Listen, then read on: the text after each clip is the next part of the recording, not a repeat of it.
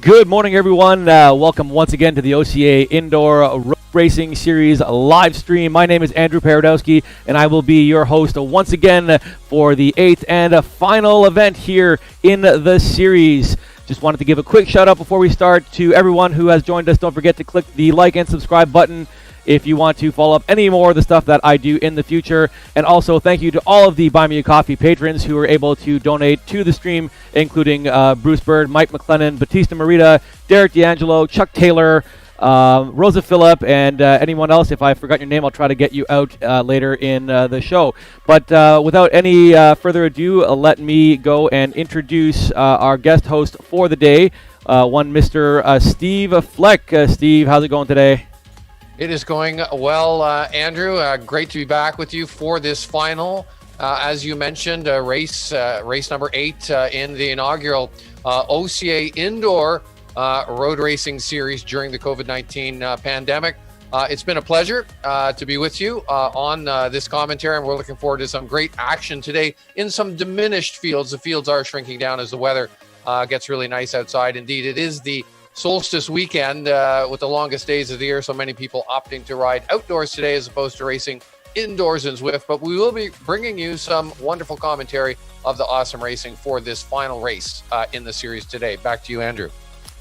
All right, thanks, Steve. So it looks like our racers have already gone off for the A race, so we missed the launch for that. But we certainly have on screen, it looks like the Master 3 group I'm able to take a look at. They're still in the pen as well, so we do have some video on that. Let me just move on over quickly so that everyone can see what's happening here in the Zwift world. And Steve, while we're doing that, why don't you introduce our A riders and let us know who is in the race in the A group today. That's right, in the A race, and again, this is the diminished field. I'll start with the Elite 1-2 men. Eric Deere, Kaj Johnson, Matthew Owens, and Laurent Risser will be the Elite 1-2 men. And joining them in this A category will be the Master 1 men. This is Adam Hawley, Brad Parsons, who leads the Master 1 category, and Jojo Risnick. So they will be the ones contesting that Zwift A category, but broken out into the 2 OCA categories within the A race. Very good. Thanks, Steve. And it looks like we're about to have our launch of the B group. The B group are now on the course right now with 2 minutes into the A race. So our B group consists of our Elite 3 and Master 2 men. Steve, why don't you let us know who are in the race today? That's right. The Elite 3 men, James Allison and Brenton Henry from the Morning Glory Cycling Club, Philip Major from the Lapdogs Cycling Club, Graham Page from 613 Cycling, and Matt Randall. They will be the Elite 3 men. The Master 2 men going here in the Zwift B category are Michel Barbeau, Vito Barbera from the B1 EVO Club, Derek D'Angelo from the Sudbury Cycling Club, Brian Kingston, Justin Kinty, Michael McLennan, Enrico Magnani, Andrew McLeod, David Moyer, Donovan Pollitt, Roy Thomas, and Rob Vister. Those are all your Master 2 men. Again, a combined field here. Master 2 men, Elite 3 men going in the Zwift B category. Yes, it's a little bit larger than our A group for sure, and as we get through the list, you'll find that most of our racers tend to be in the Masters category, so a big thanks to all the Masters who have participated throughout the series. As we get on in the broadcast today, we will be sure to update everyone on the current point standings, as this is the last race. People will be interested to find out who will end up on the podium in the series part of the event here. Some racers aren't racing in categories that are already sort of decided, so we can be sure to mention that. But there are some close events and some close fights here, so we'll have to be sure to pay close attention to those riders as the race unfolds here in beautiful Yorkshire on the UCI 2019 Harrogate World Championship Circuit. We're about 15 seconds away from the start of our C riders, so if you are listening and you're in the C group, be sure to get that wattage up for the start. That begins in 5, 4, 3, 2, 1, and they're off. There goes our C riders, and that includes our Master 3 and Elite 4 categories. So, Steve, why don't you let us know who is in this race as we follow them out the paddocks? That's right. Thank you, Andrew. We have one Elite men, and Elite Category 4 men, Jamie Reiner, and then the rest of the field is all of our Master 3 men. Dennis Boulard, Luc Fonchet, Glenn Gunderman, Mark Jacques, Albert Klinkenink, Robert Medegila, Batista Maruda, Ian Nainer, Michael Orr, Tony Peters, Chuck Taylor, William Tristick, Jesse Sang, Steve Wall, and Hassan Oaib. Well, that is your Zwift C category, and again, a combined category of Elite 4 men and Master 3 men. Yeah, so this course is going to be a doozy, that's for sure. There are going to be longer distances for most of the groups today, as this is the final race. Most of our racing in the past couple of months have had most of the fields see about 90 minutes of racing, or anywhere between an hour and an hour and a half of racing overall. With the race course distances today, with our A group doing upwards of 80 kilometers in Yorkshire on the Zwift platform, it will certainly be a bit longer. I'm expecting maybe like a 140, 145 finish for our A's and B's, and then something similar, maybe a bit shorter for the C's, D's, and E's. As we come up, we've got 20 seconds left for our D group, and that is our youth categories. I believe there are only 2 of the 4 youth categories in the field today, as well as at least 1 Sportif rider. So good luck to everyone who is participating. You're starting in about 10 seconds. So get that wattage up, spin up those legs in 5, 4, 3, 2, 1, and they're off. Steve, why don't you let us know who we have today racing in the B group? Indeed, this is Zwift D, so we do have 1 Sportif rider, Jeff Kwan. Welcome to him.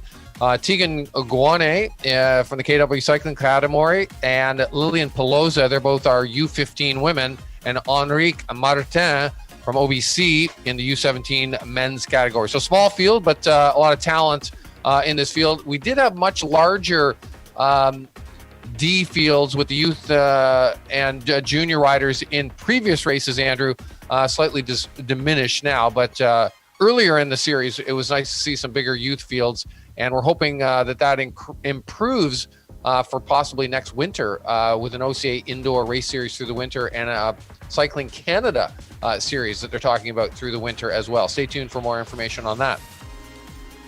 Yes, the numbers certainly are down, and I'm sure a lot of that has to do with how beautiful the weather is outside in Ontario. We're going to be looking at 30 degrees Celsius today, nice and hot, maybe even a humid one, getting upwards of the mid-30s with the humidex going. So it's not surprising that the turnout is fairly low. Indoor racing would certainly lend itself to being much more of a cool season sport. So we'll see how that plays out as we get on in this entire pandemic and winter thing coming up in 2021. 30 seconds left to go before we start our final group, and that is, of course, our women's racers. We've got 3 major categories coming up: our Master Women, then our Elite 3 Women, and Elite 1-2 Women. They'll be starting in about 20 seconds, so if you're on your trainers right now warming up, be sure to spin up those legs, get that wattage up, and get that start and stay in the front. You're starting in 10, 9, 8, 7, 6, 5, 4, 3, 2, 1, and they're off. Our final group, our women's racer. Steve, why don't you let us know who is participating today? Thank you, Andrew. And indeed, our largest single field, largest single start. A big thank you to all the women who have been coming out en masse to race with us in the women's E category throughout the series. They are in the field here today. As you mentioned, the Elite 1-2 women, the Elite 3 women, and the Master women all combined. And the field is comprised of as follows: Ariane Arsenault, Holly Clark, Gabby Eady, Franny Jewett, currently leading the Elite 1-2 women, Brandy Ray, Evelyn Sifton. And then in the Elite 3 women's category, it is Dylan Backer, Isabella Catherine, Rosa Phillip, and Chantel Thompson. And then the Master women's category, the series points leader, Pauline Allen, Anne-Marie Carter-McCausland, Kelly Cullen, Sarah Elliott, Marija Galez-Najura, Amanda Cosmosley, Deirdre Maloney, Brooke Noble, Shauna Novak, Nancy Schmeller, Hannah Spence, and Anna Tikolos, your women's field for the Zwift E start. They are en route and on the course. And as you have been mentioning, Andrew, that first 2 to 3 minutes of racing in the Zwift world, very important. You got to go maximum power, pretty much all out for the first 2-3 minutes until it settles down a little bit. You sure do. So now that we've got all of our racers on the course right now, let me see if we can go up to the top and check out how our A racers are doing. I'm going to be pulling up one of our leaders here, Brad Parsons from Techie Kids. He is, as far as I know, one of the top leaders in our Master 1 field. So here I've got them. Let's let our folks at home see how our racers are doing. And it looks like they are in the field right now in Harrogate, England, there in Yorkshire. Beautiful countryside. Zwift has done an excellent job of recreating the austere beauty of the English countryside. Let me pull up here some data on the race to see how everybody is doing. There we go. So it looks like they are 7.2 kilometers into the race, 10 minutes in, and still a fairly tight group, but a very, very high pace with a coming out of the large climb into the first or second of the downhills heading towards the river. They're holding about 70 kilometers an hour right now, and it's a very, very tight pace to go down a hill. I can't imagine you'd want to be going down this fast in a peloton moving around like they are on screen, but it is certainly an exciting thing to view. Since we have the A's on the screen right now, Steve, do you have the series points available in front of you to take a look at? I do indeed, and you mentioned Brad Parsons, and a big shout out to Brad. Brad has been instrumental in getting this series going, and he is leading the Master 1 category right now with 151 points. He's pretty much got that wrapped up. It would have to be a disastrous performance for him today to lose the series points total. Jojo Rusnak is sitting in second place at 133 points, and Oaken Wark is in third at 105 points. Shifting over to the Elite 1-2 men, Kaj Johnson is currently sitting in first with 152 points. Bruce Bird, who was a winner last week, not racing this week, probably opting for a nice long outdoor ride today. But Bird is in second spot, 146 points, and Laurent Risser is sitting in third with 132. And again, both those categories, the Elite 1-2 men and the Master 1 men, comprising the A race here. They'll be racing a total today, Andrew, of 83.1 kilometers. It is 6 laps for them of this brutal Harrogate course. It is a classic sawtooth profile when you're looking at it in the profile view, constantly going up or down over the whole of the loop. Yeah, hopefully it does provide a challenge. I was slightly amused at the number of entries into the elite men's field. It kind of reminded me of what was supposed to happen this week on the national racing calendar here in Canada. I don't know if you can see my shirt right now, but I am wearing it in honor of the race that's supposed to be happening this week. It's the Tour de Beauce, one of Canada's top UCI level stage races that happens here in Canada, and in some years it was the only one, depending on what was happening. So if this was normal times, I would expect that this short list of Elite 1-2 men would be as a result of teams heading on over to the Tour de Beauce to compete over there. So it's a little unfortunate that we're not having these classic races available to us at the moment. We wish them good luck in returning next year. Hopefully this doesn't prevent them from doing so. But at least we have this that we're doing right now here in the online Zwift world. And Andrew, usually right after the Tour de Beauce, about a week after that, and just before the start of traditionally the Tour de France, is usually the National Road Championship for Senior 1-2s and Elites, and that is not taking place. Cycling Canada announcing a revised schedule for the balance of the year in all racing disciplines. They have tentatively moved the Canadian Road Elite Championships to September, date unknown at this stage. The Canadian BMX Championships will go September 5th and 6th.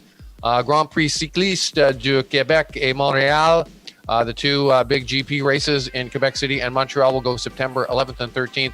Canadian Cyclocross Championship still on the schedule as originally scheduled, November 21st and 22nd in Langford, British Columbia.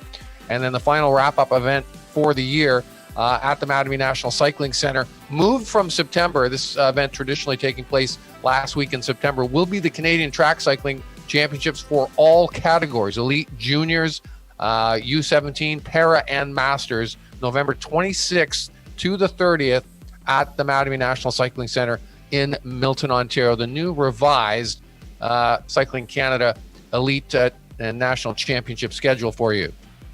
Yeah, thanks for that, Steve. It's great that Cycling Canada has been able to put out that list. It gives everyone a little bit of hope that we might be able to resurrect some semblance of a racing season in the real world this year. Hopefully that those dates remain somewhat firm and that we are able to compete at them in whatever format they may be, if it's just individual racing or things improve to the point where we can actually have group racing once again on the road and not risk anybody's health or safety. So we're still looking at our A racers on the road right now. They are about 11 kilometers into the race now, with about 15 minutes of headway made. Still quite a few kilometers to go for these riders. Looks like everyone is just sort of biding their time and sitting in a little bit here. We got one rider who looks to be falling off the back there, so I might have to pick somebody else and find out. There we go. We're back with the group again. And it looks like all of our top riders here. We've got Anton Varabai, Toronto Hustle. Jojo Rusinek is with the group right now. Laurent Risser is still with the group. Kai Johnson, our current leader in the E12 field, is in the group. So let's take a look at him and follow him. It looks like it was going to be a close battle between Bird and Johnson for this race. I had expected Bruce to sign up and make it an interesting 1-2 between Johnson and himself. But as you said earlier, he chose to maybe opt for a better outdoor event for himself and rested on his second place overall in the series. So based on that, it looks like Kai Johnson will be the one going home with the top honors in the 1-2 field today. That's right, Andrew. Bird was only 6 points back of Johnson on the overall points. So that was one of our closer categories of the larger ones. So just by default, Kaz Johnson just needs to keep it rubber side down in the virtual world and get through this race to claim the overall championship in the inaugural Elite 1-2 Men's Indoor Road Race Series points total. We wish him the best wishes and an early congratulations on taking the title here today and over the course of these last 8 great weeks of racing. Very well. Let's move on and take a look at our Zwift B group, our Master 2 men and Elite 3 men. I have found one of our leaders here, Enrico Magnani. He is on screen right now, and they are currently moving through some of the more built-up areas of the course. And let's see if we can get, there we go, a nice little front view of our riders. It's a bit of a smaller group than the E12. Actually, no, it looks like there are more riders in this group. Sometimes these views are hard to take a look at. But we've got Enrico Magnani, Benton Henry, Brian Kingston, Davin Moyer, Philip Major. All of our top riders in the group are still here. So with that, Steve, why don't I get you to read off our points series winners so the folks at home get an idea of what the stakes are on for today. That's right. You mentioned Enrico Magnani. Andrew, he is leading the Master 2 men. They are part of this B group based on power, Zwift power rankings coming in. So Magnani leads with 214 points, but lurking just 7 points behind is Derek D'Angelo. So we could see some horse trading on points here and a good battle right down to the finish between those two for the ultimate championship here in the Master 2-man. Brian Kingston is currently sitting in second spot there. And then in the Elite 3-man, also in this category, Graham Page has a substantial lead. Page pretty much has this wrapped up, 172 points for him in first place. Brenton Henry from the Morning Glory Club sitting in second place with 133 points, but just behind Philip Major from the Lapdog Club, just 2 points back in third spot with 131 points. So that's a close one right there between Henry and Major for second and third in the Elite 3 men. Yeah, that'll certainly be an exciting race to watch today. Both of those gentlemen are in the lead pack. as well as D'Angelo and Magnani. So that will certainly be the exciting points races to watch today in our Zwift B group. Unlike our A's, where most of those positions are locked up, I think we're going to have some things to be excited about today.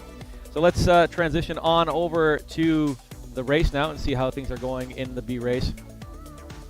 On the screen right now, we got Enrico Magnani once again. Here's the nice overhead helicopter view of beautiful Harrogate, England here. Lots of nice old tree-lined streets. Once again, Zwift has done a good job of giving you that feel of the old English countryside. Riders are currently heading up a 5% grade and one of the smaller climbs in this Sawtooth course, as you mentioned earlier, Steve. Taking it nice and easy, rolling through at about 35 kilometers an hour. All those riders that we mentioned there are still together right now, as well as our top three in both categories are still in contention, even though we are only coming up to the end of our first lap, rounding about 13 kilometers, 18 minutes into this race. I do wonder, Andrew, if Zwift will throw in some virtual rain on the racing today. For those who did watch the 2019 Road World Championships from Harrogate in the Midlands of England last year, it pretty much rained for a whole week during the Road World Championships, which is kind of unfortunate because it is beautiful countryside and very green and lush, but it was raining and cold pretty much the whole week. You might have seen some of the time trial day. There was massive amounts of water pooling up on the course, and a couple of the top riders plowing into those large ponds and pools of water. And then, of course, the elite men's race was conducted in absolutely terrible conditions. Well over half of the field not finishing the race. Many of the race favorites being pulled off of the course with hypothermia. It was a pretty nasty day. Really, the only race that was conducted in, I would say, favorable conditions was the elite women's race. But most other races, unfortunately, conducted in the rain last year. So it'll be interesting to see if Zwift does throw some rain at them on the course today.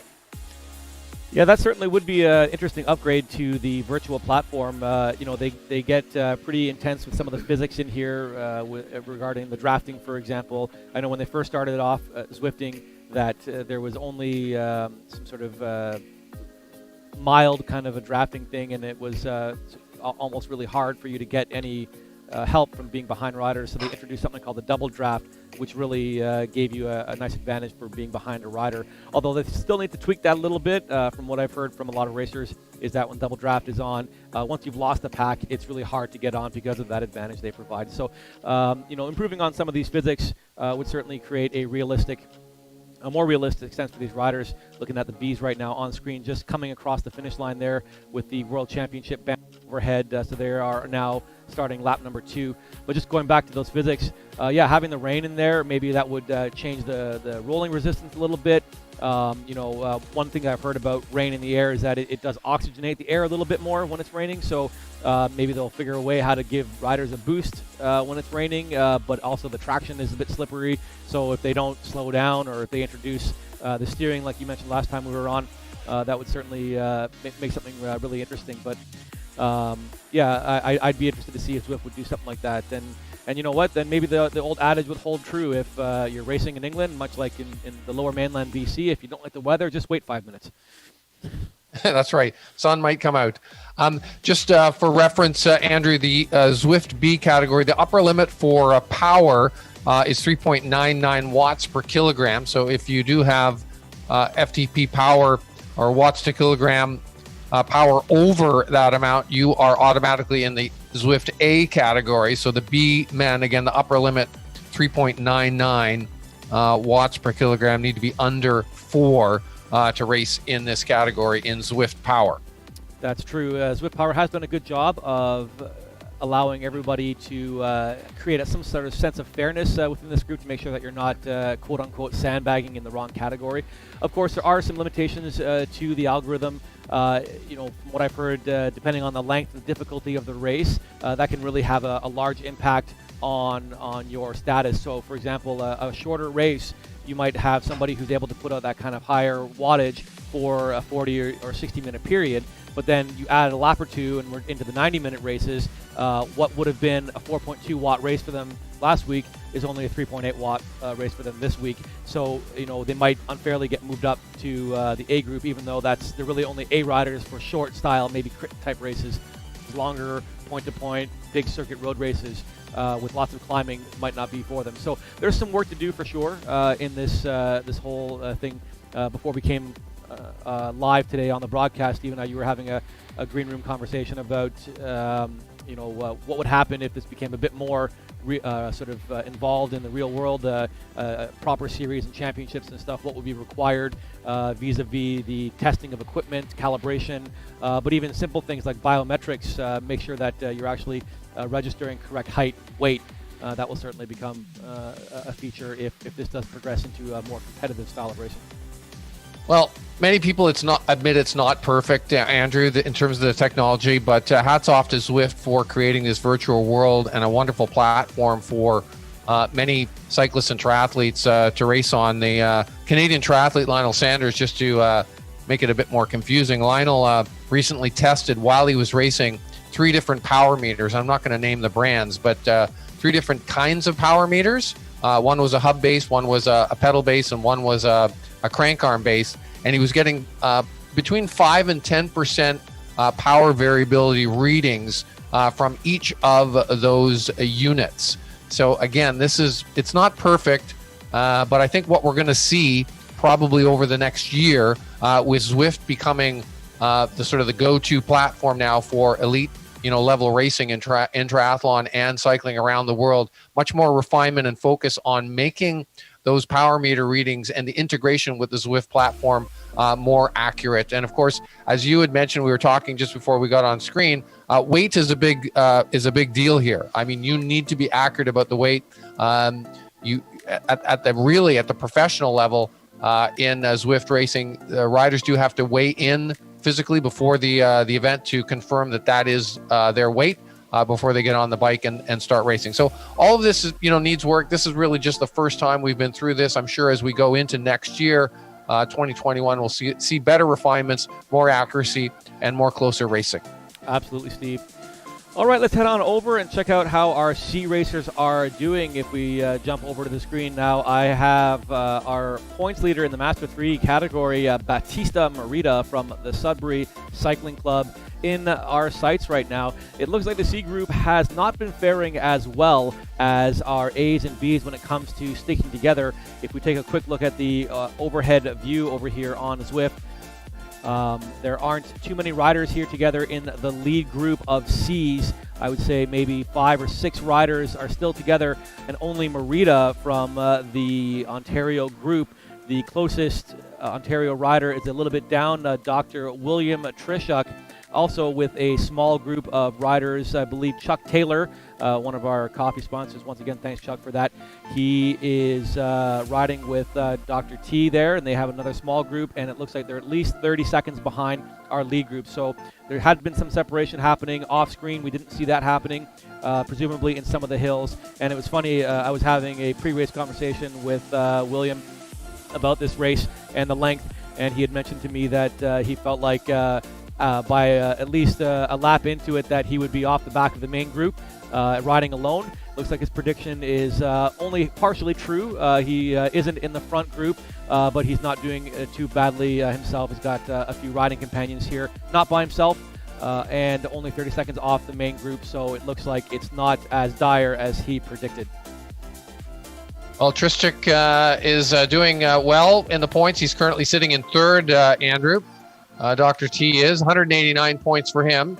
Chuck Taylor, who you mentioned previously as well, he is sitting in second. And indeed, it is Batista Merida leading the Master 3 men's points category from the Sudbury Cycling Club with a commanding 256 points. That's probably insurmountable today, Andrew. And I would think Batista Merida has got that Master 3 category wrapped up. We only have one Elite 4 man who is signed up for the race today. That's Jamie Reiner. Reiner is currently sitting in fifth place in that OCA category, the Elite Four men. So we can confirm the top three will be as follows. They're not racing today. James Allison in first place from the Morning Glory Cycling Club with 100 points. Adam Smart from OBC in second with 94 points. And Isaac Dobos from the Bonafide Club in third. So they will be 1, 2, 3, Allison, Smart, Dobos, your top three finishers in the point series over the 8 races for the Elite Four men.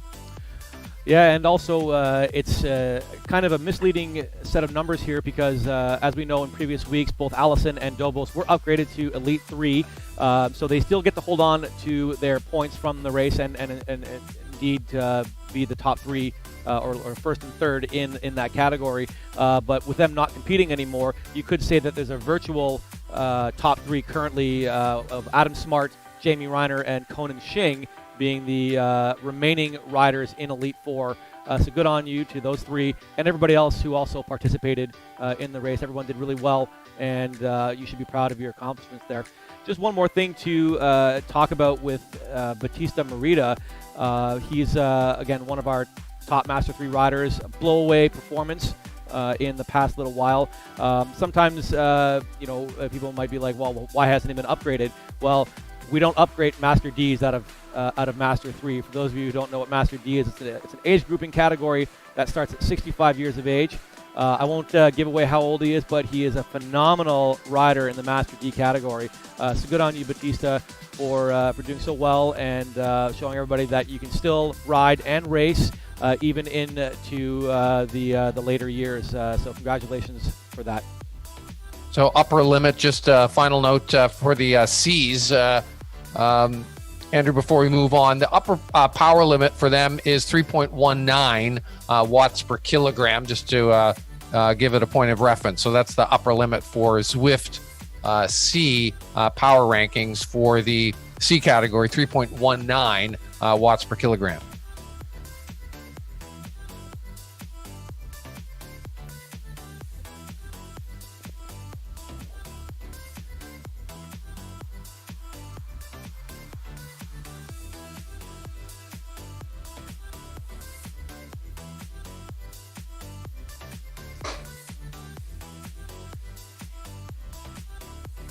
Lots of activity happening on screen right now. We have, once again, our Zwift C group, and we have Dr. William Trishuk in our sights right now. They are heading down one of the many slopes here, and it looks like there was a little bit of action. They were trying to separate themselves, but once again, they're back together.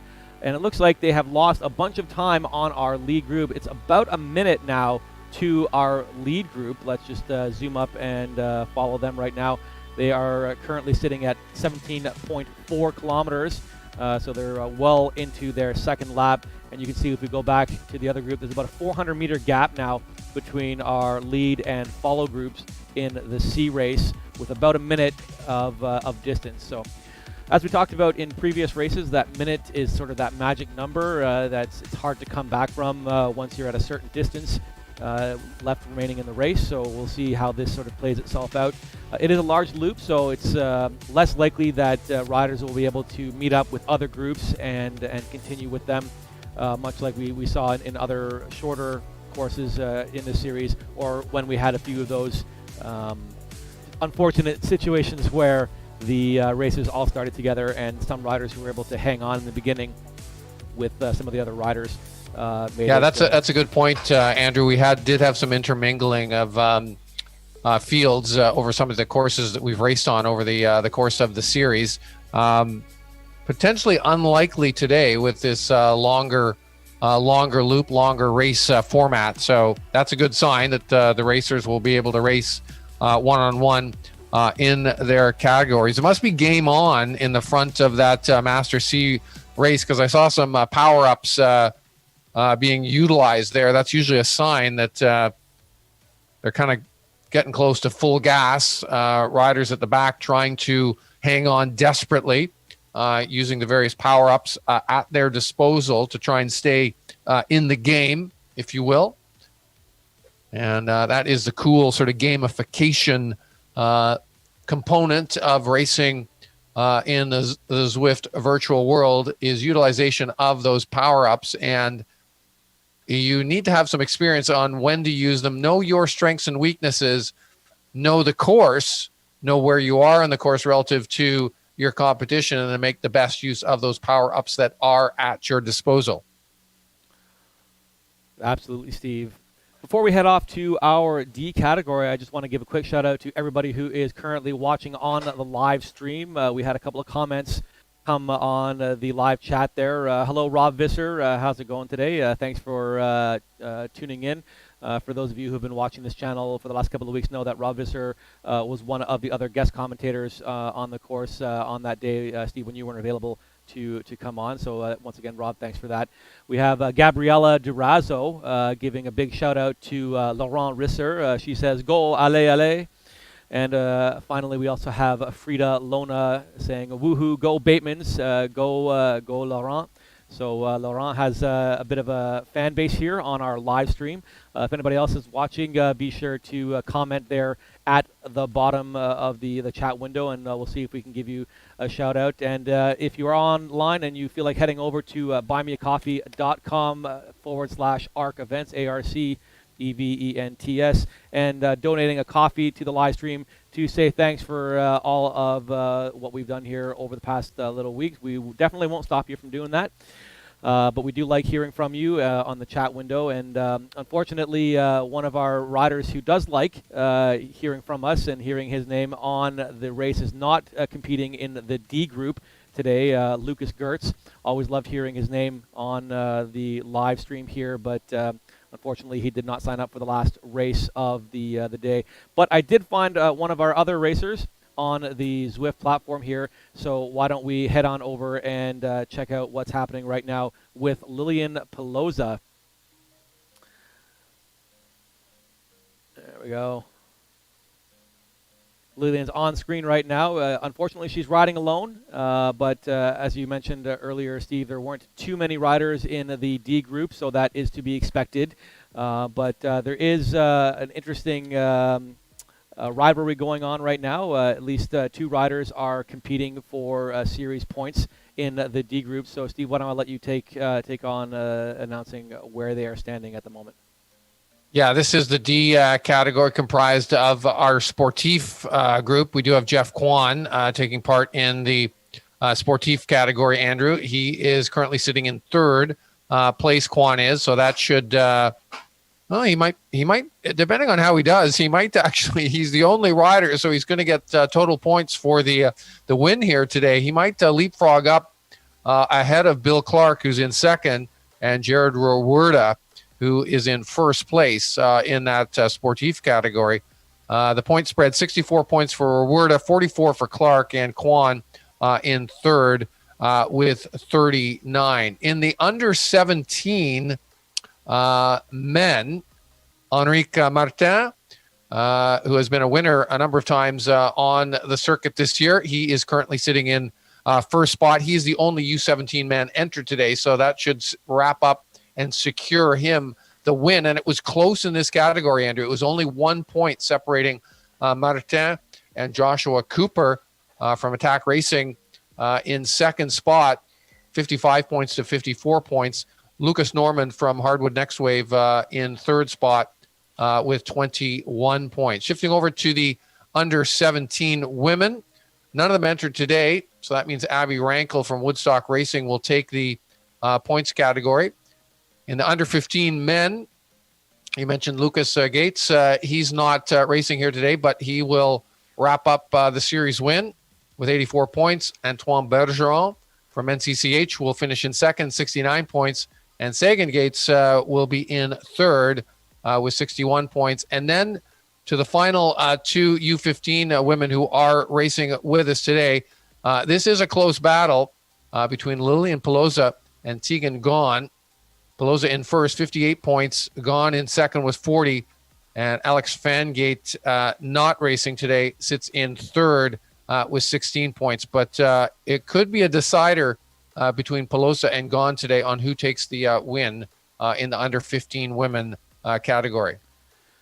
Yeah, it's an interesting gap there with 18 points. So if there was 2 riders in the race and everybody finished, the winner would get, and if they collected all the bonus points that are available, the winner would get 21 points, and then the next place person would get 19 points. So it is possible for Tegan to surpass Pelosa. Unfortunately, Pelosa would also have to DNF and not report it. Actually, in this case, it might even be the case. I'd have to do some math, Steve. That Lillian Pelosa would have to not enter for Tegan to win based on that point spread. But it would certainly end up very, very close. Gagne, I'm sorry if I'm mispronouncing your name again. If anybody knows, and let me know in the future so I don't screw that up. If she had started a bit earlier, I know she was only coming into it later in the series, maybe joining us in the 4th or 5th race of the series. She might have been in a bit more contention and had more points available to her. So let's head on back and check out how Pelosa is doing here.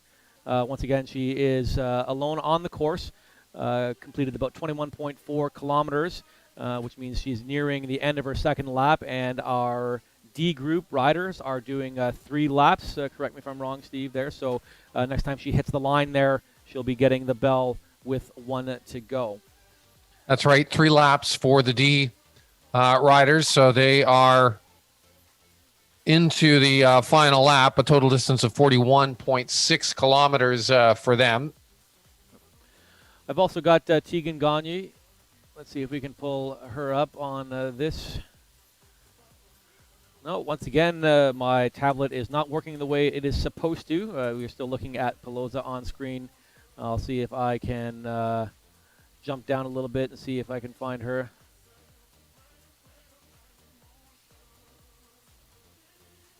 Unfortunate news from the world of paracycling this week, Andrew.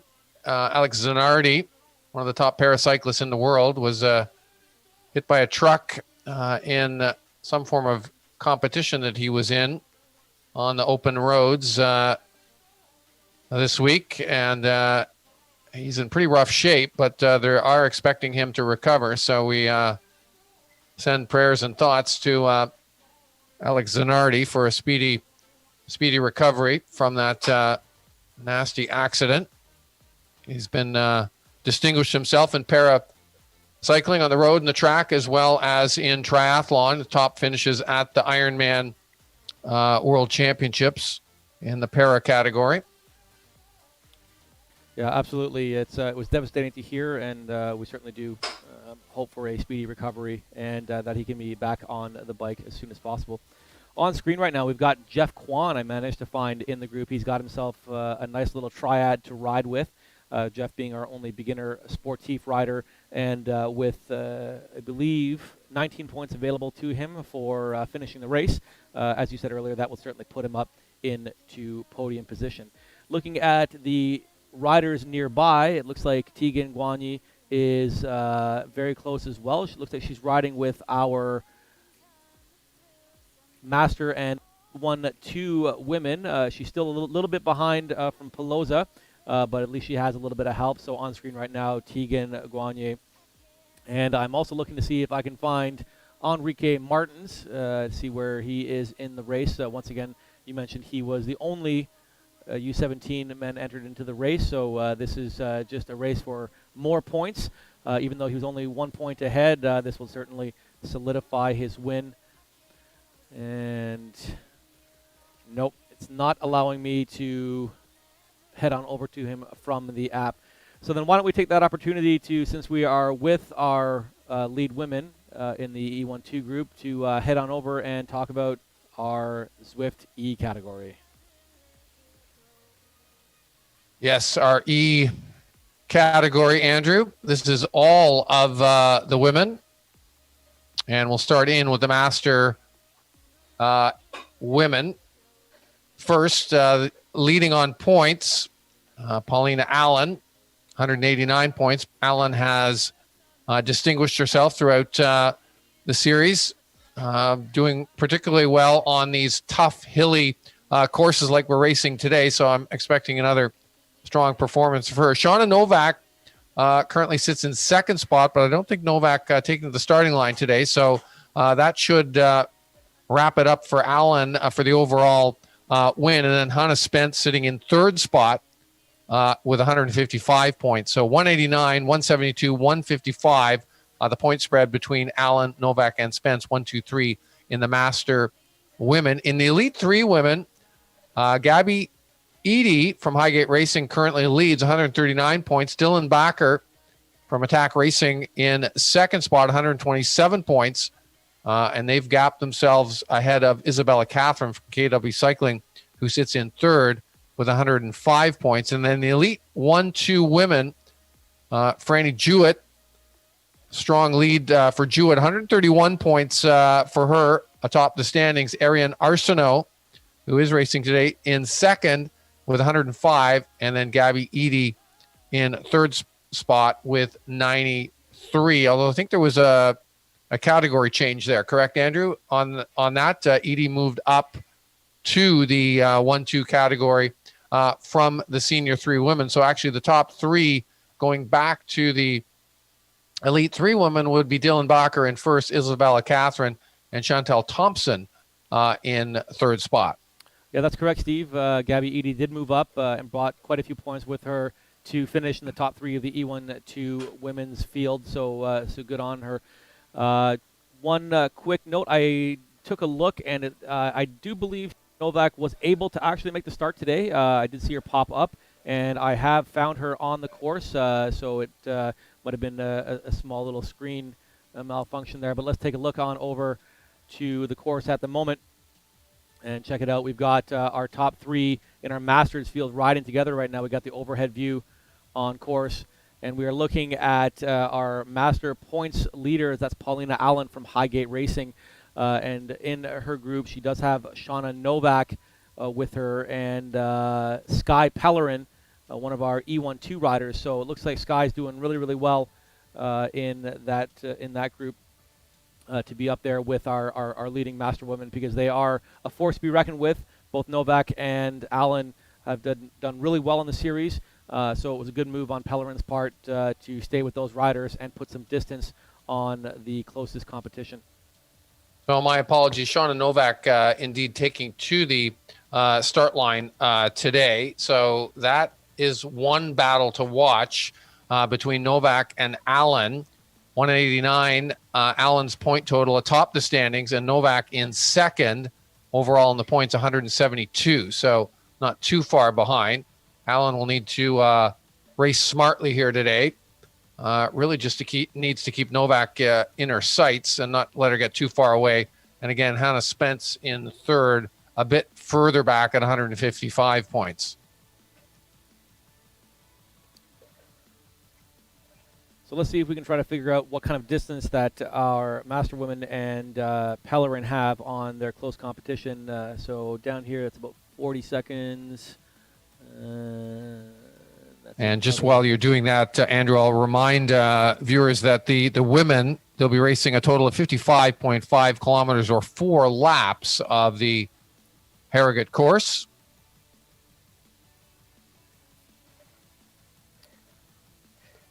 And this should be one of the longer races that the women will be contesting this year, just like the Senior 1-2 and Master 1 men's in the Zwift A category. So I found Brooke Noble. She's about 24 kilometers in. I think it's about 2 minutes back. So it's about 1,400 meters, 1,500 meters now, separating the trio of Allen, Pellerin, and Novak to the closest competition. That's Brooke Noble. So 2 minutes sounds about right of a gap. That's fairly impressive, having done that only within 2 laps of this course. They're coming up to the finish marker fairly shortly, so they'll be seeing 2 to go when they get to the line. So all they have to do is hold this pace, and victory would certainly be theirs here in Harrogate. According to our data and information, Andrew, this is Brooke Noble's first race in the series, so maybe one of her first times racing on Zwift. Brooke Noble has raced in the real world in the Senior 1-2 category in OCA racing in the past, So taking a stab at the Zwift Masters race here today. And again, all women racing in the one category. Masters Elite 3 and Elite 1 and 2 all racing together. And big thank you to Highgate Racing for their enthusiastic support of the OCA Indoor Series. They have had the largest group of women contesting all of the races, all 8 races throughout the season. So thank you very much to Highgate Racing for their support of this inaugural effort of indoor racing on Zwift. Yeah, the Highgate Racing team has certainly been a strong force. So thank you for coming on out and participating as well from myself.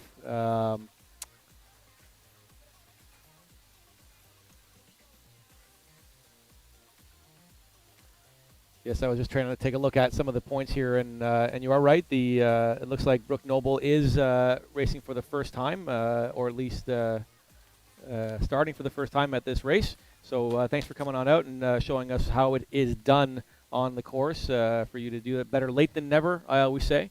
So let's see how well she ends up doing in the race today. Looking at the screen right now, it looks like there's been a bit of a change in the race right now. So Allen and Pellerin still together, but it looks like they have dropped Novak. She is currently sitting about 10 seconds back, and they are on the sort of final climb section right before the start corral. So if Novak wants any chance to finish in the top 3, she'll have to put some serious wattage down now to catch up to Pellerin and Allen. Well, this could be a good battle to the finish line between Pellerin and Allen. They've battled it out, the two of them, at races in the past in different OCA categories, but they'll be racing for pride here for an overall win in the Zwift E race. And as you had mentioned, Andrew, the key thing with the Master 3 men, now Allen ahead physically or virtually, as the case may be, on the road from Novak. So has that overall points category in the Master A women well in control. Novak does need to get back on terms with the race at the front if she has any chance of taking down Allen in the overall points category. But Pellerin and Allen battling it out here on the course, on the flatter section, before they get back into the relentless up and down.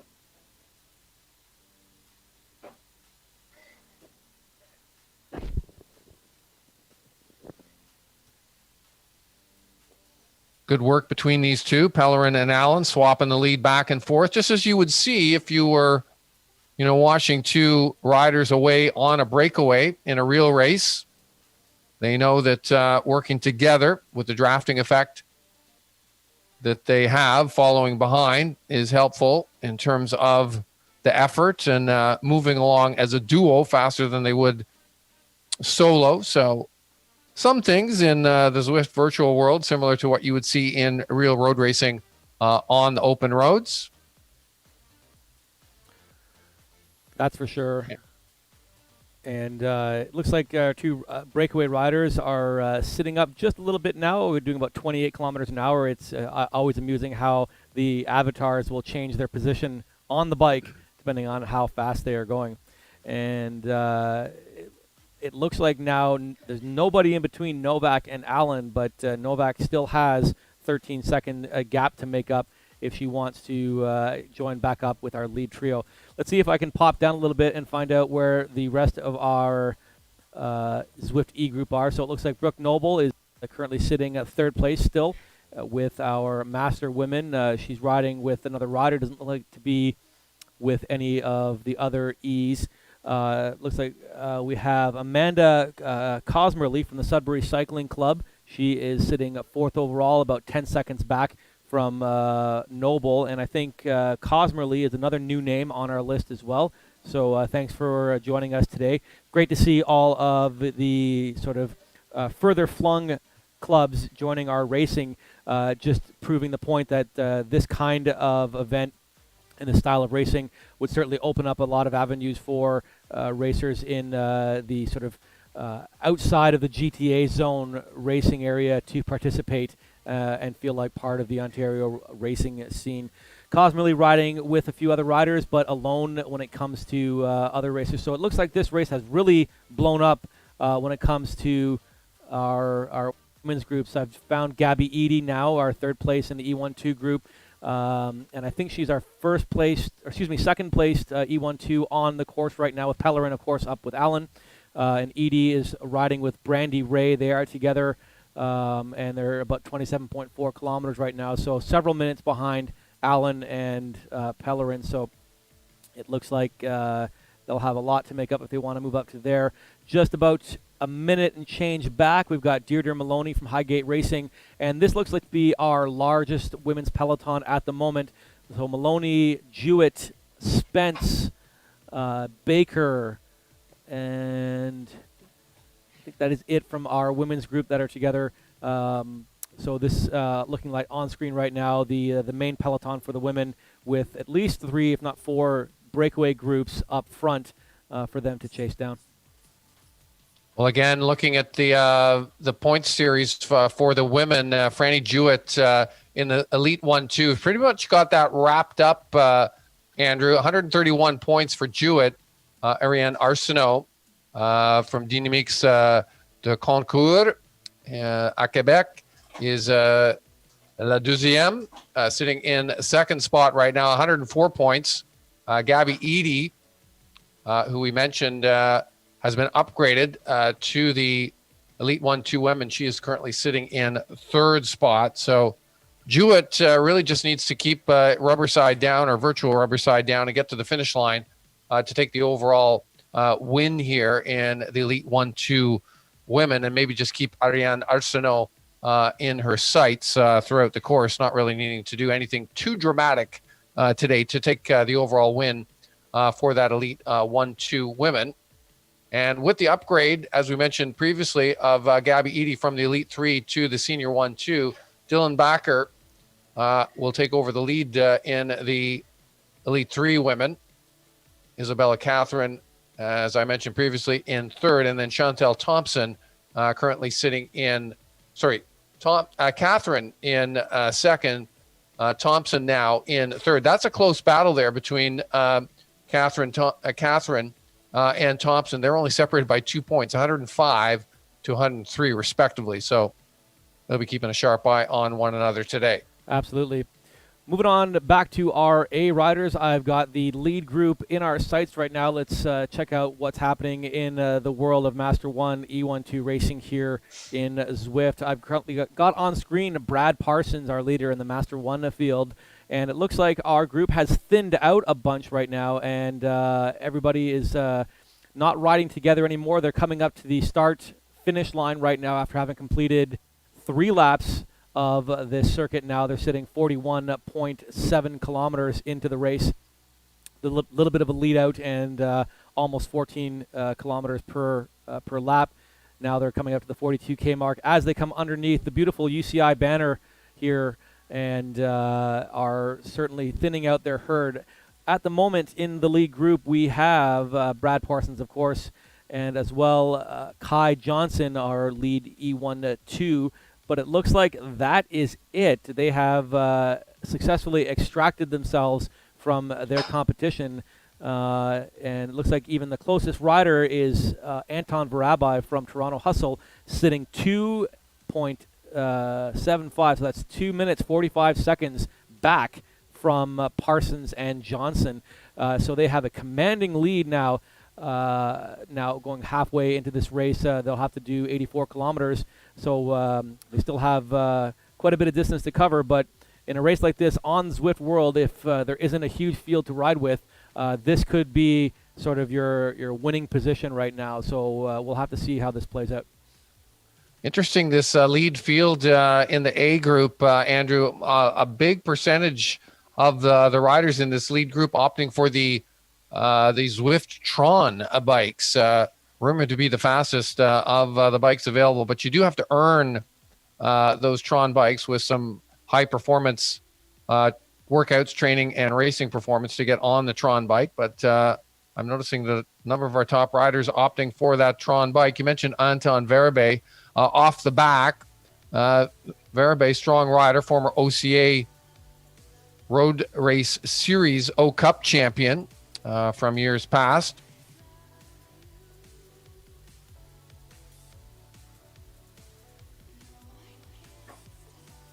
And that lead group, as you mentioned, Andrew, thinned right down to most of the favorites at this point in time.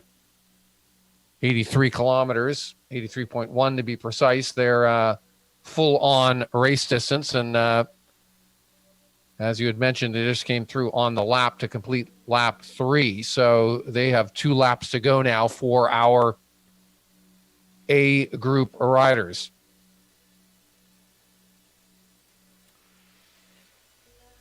Yeah, as we said earlier in the race, the distances are a little bit longer than what we have been doing previously. This is because it is the final race of this series, and they were looking for it to be a bit more of a challenge.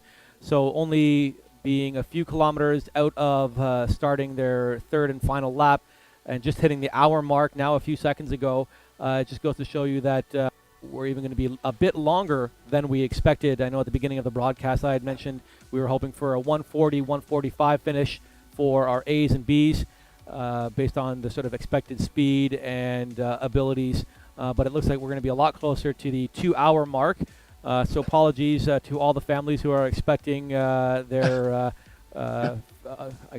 close relative who might be riding on the bike right now. If they're expecting an early lunch, it doesn't look like that will happen with our finish times landing around 12:30. So hopefully nobody's too upset about that. But it is the final race of the series, so you will have your riding family member back to you the following Saturday, as long as they don't go outside for too long. Will this be the longest race of the whole series, Andrew? I was not around for the first 4 or 5 races. Will this be by time the longest one contested? Yes, by time for sure. We were close on distance on another one, but I think it was a fairly fast course. I think Sand and Sequoias might have been close in distance, but it is fairly flat with the big desert section and not a heck of a lot of climbing in the Titans Grove part. I'd have to go back to confirm that, but for sure, time-wise, this will be the longest race of the series. Generally speaking, the Zwift races are in the 30-minute to sort of 1 hour range, even for the pro tour or riders, the top races. It's a very different kind of fitness. I mean, it's not massively long, racing, and really the key fitness parameter is to have that 1 hour power, your true sort of FTP at its absolute highest level. That is what is going to make you the best rider on Zwift. And then also within that, an ability for massive, very quick power outputs. And then, of course, the whole gamification of it. I mentioned this previously, knowing when to use your power up strategically throughout the course, knowing where to use the power up that will give you the biggest advantage relative to your competition. So these are all the things that go into racing really well, on Zwift. For a lot of people, it's kind of been a trial and error effort, trying to figure out all of this through this first really big sort of season of Zwift racing. And I'm really excited to see how this all unfolds potentially, next winter. As Andrew, you and I have talked about, there are various series being talked about next winter, in winter 2021 by both Ontario Cycling, also some of the other provincial associations, and Canadian Cycling as well, to get some substantial racing going on the Zwift platform through the winter months, which would be perfect for all those winter-bound Canadian riders. Absolutely, and it'll be interesting to see how we sort of go about the whole process. in terms of making everything fair and even for all the riders. You started talking about the times of these events, and I think some of the learning experiences we've had with these races in particular were about those distances and how we saw the different wattages change. As you mentioned, an FTP, a functional threshold power, being sort of different at a 20-minute point, an hour point, and then we get into these 2-hour-long races. Now the strategy's changed a little bit, and it certainly makes for a different race. Riders who could put a certain wattage out in a shorter race like the jungle circuit earlier on certainly wouldn't be able to do that kind of thing here if they wanted to stay with the group or even contest the sprint later. So that will be certainly something to consider as we develop these series moving forward. What do we want out of them? And then combined also with what we're doing now. We're presenting this live to the folks out there, assuming that there are some groups that are still racing and watching this at the same time, as well as people who might even be enjoying this just as a casual thing to have on in the background to watch some racing because they're used to watching live racing. So if we do these races and we also want to have some sort of interactive sport commentary, like esports world where people play video games and then it's broadcast live, very similar to that. How will that affect the way that we construct these races in such a way that it's still challenging for the racers, but it provides entertainment and is broadcast worthy kind of thing, right? So. Yeah, lots of possibilities that we could potentially come up with. Andrew, the technology is there. I mean, you and I are both working, remotely from our home bases. We don't need to be in one place at one time. You hinted that previously, for riders from all over the province to come together. We normally don't see this, even with O-Cup racing. It tends to be very regional. When the races are down in the GTA, it just tends to be sort of GTA riders and racers who come out. When it goes up way up north, when they've had the provincial championships, say up in Elliott Lake, places like that, great places. Nothing wrong with a place to have an O-Cup race or an Ontario Championships up in Elliott Lake, but then you don't have a lot of those the southern riders, coming up and driving all the way up there for the race. Whereas with the Zwift racing, all of those geographical challenges are eliminated and people are racing, in their basements, in their living rooms, wherever they like, and all coming together on race day to do their best. And speaking of all coming together on camera right now, we have our B racers who just moments ago were separated a little bit by some climbing action, but are now back together in a cohesive group. Still a fairly large competition between our leaders in the Master 2 group. Enrico Magnani, Derek D'Angelo are still in the group together. And we also have Graham Page here, Devin Moyer, and we've got Thomas from B1 Evo here. Alan Hawley's in the group. So actually he's one of our A riders, so pardon me for that. But in our B group, we still have a nice solid lead peloton going on here. They're currently sitting 44.1 kilometers into the race. So they're sitting, I believe it's 2 to go. The group's doing 5 laps. So we'll have to keep an eye on the clock there. It looks like they're doing about 20-minute laps. So these guys are likely to be hitting those marks that I had talked about, 1 hour 40, 1 hour 45. So we'll have to tune back in around then to catch this, what is likely to be an exciting finish for our Master 2 group. Yeah, that's going to come right down to the wire.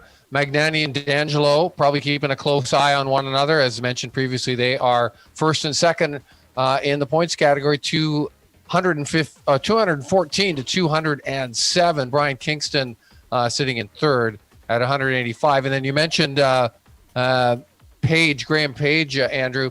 He has a massive lead in the Elite 3 men's category. Pretty much wrapped up, I would say, definitively for Page. 172 points. Brenton Henry in second and Philip Major in third. They're well back, 133 to 131 for Henry and Major sitting in second and third. Yeah, those are exciting numbers to listen to. So we'll definitely have to make sure we catch those finishes to make sure the folks at home get to see how this whole thing plays out. On a quick side note, big thanks to Derek D'Angelo and also Batista Marita. Together, those two guys donated some coffees to the cause. So once again, thank you all for that, for heading on over to buymeacoffee.com/ARC events, and just supporting the channel a little bit and covering some of the basic costs that it takes to run this for the viewers at home. D'Angelo, sorry, go on. Is that a virtual coffee, Andrew, or like a real coffee? Virtual coffees. So it's a neat little system. Basically, you just allows people to donate a small little amount, $5, for example, which is roughly the price of a coffee at at Starbucks, anyways, not at Tim Hortons. But it allows them to say thanks for doing what you're doing and that kind of thing. So they are virtual, but we can certainly turn them into real coffees in the future. Well, hopefully we can. A shout out to Barista Coffee, the Cycling Canada's official coffee supplier and sponsor. Paulina won a package that showed up at our door yesterday via UPS, a massive sampler pack of Barista Coffee. So a big thank you to the team at Barista Coffee. Again, a wonderful sponsor of Cycling Canada. And when I am working, and I know when you're working at the Velodrome, at the Mattamy National Cycling Center, Andrew, we are always queued up at that Barista Coffee bar to get our shot of espresso to keep us going. Yeah, it certainly is excellent coffee. I think I've run out of my my last bag of Barista, so I'll have to go on out and get some more of that. Shout out to all the sponsors that do help with cycling. There's quite a few to name. I don't want to start going off the list because I don't have it in front of me, and I'd hate to miss one. But cycling is a sport that does rely on the generosity of many corporate sponsors and partners to make sure that we can have higher level racing. So if you've been involved in cycling through sponsorship, I'd like to say thank you for doing all of that and making sure this happens. I know we're going into uncharted territories now with the pandemic and the way the economy has gone. So the new normal when it comes to bike racing and sponsorship will certainly not look anything like what we've had in the past. So hopefully we can come to some sort of new situation where this can still be possible, and generous donors like the one you've mentioned and like many others before who have participated in sponsorship of the sport can continue to do so in a way that would continue to help the sport. Well, one of the silver linings of this pandemic, if I can use the word, Andrew, has been the sales of bicycles and the number of people out cycling. Absolutely off the charts.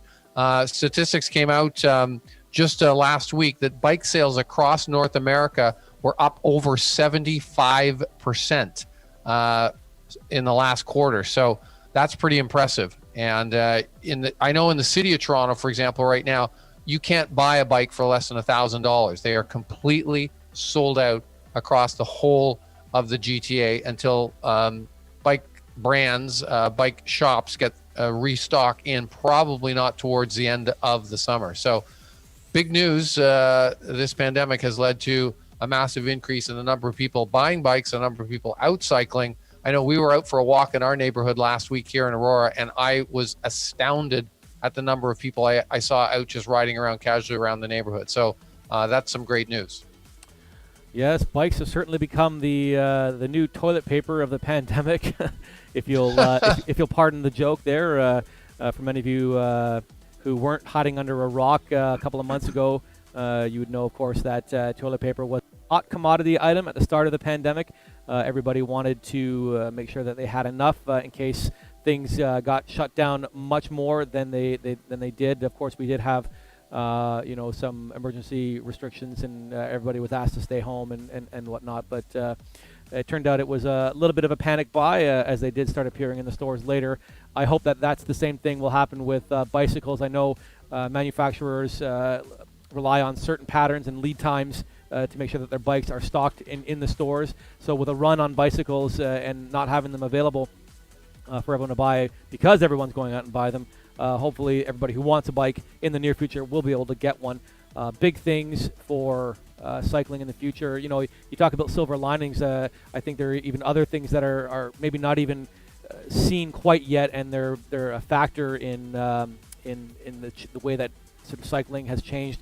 Michael Longfield, the current interim executive director of Cycle TO, which is the big advocacy group in Toronto, has done a lot of great things in the last little while vis-a-vis helping pass bicycle lane additions to the streets of Toronto and providing programs and really promoting the sport. And, from him, I've heard that quite a few people have taken up cycling for various reasons, because they have the time now, because they want to get healthy, and also because even with the pandemic, transitioning back to work might be a problem for them because they don't want to take transit, for example. They're too afraid to be close to people, so they feel that maybe cycling is the next best alternative to a greener mode of transportation rather than getting back into the car and paying for gas and parking and whatnot. So let's hope that continues to grow and develop even the recreational side of the sport, which can only translate into improvement in the sporting side.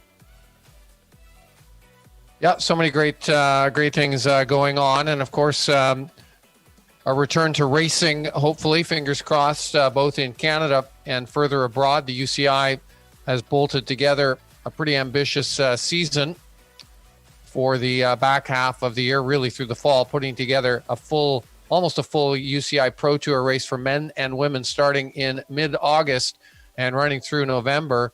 All 3 Grand Tours and a number of the classics will be contested.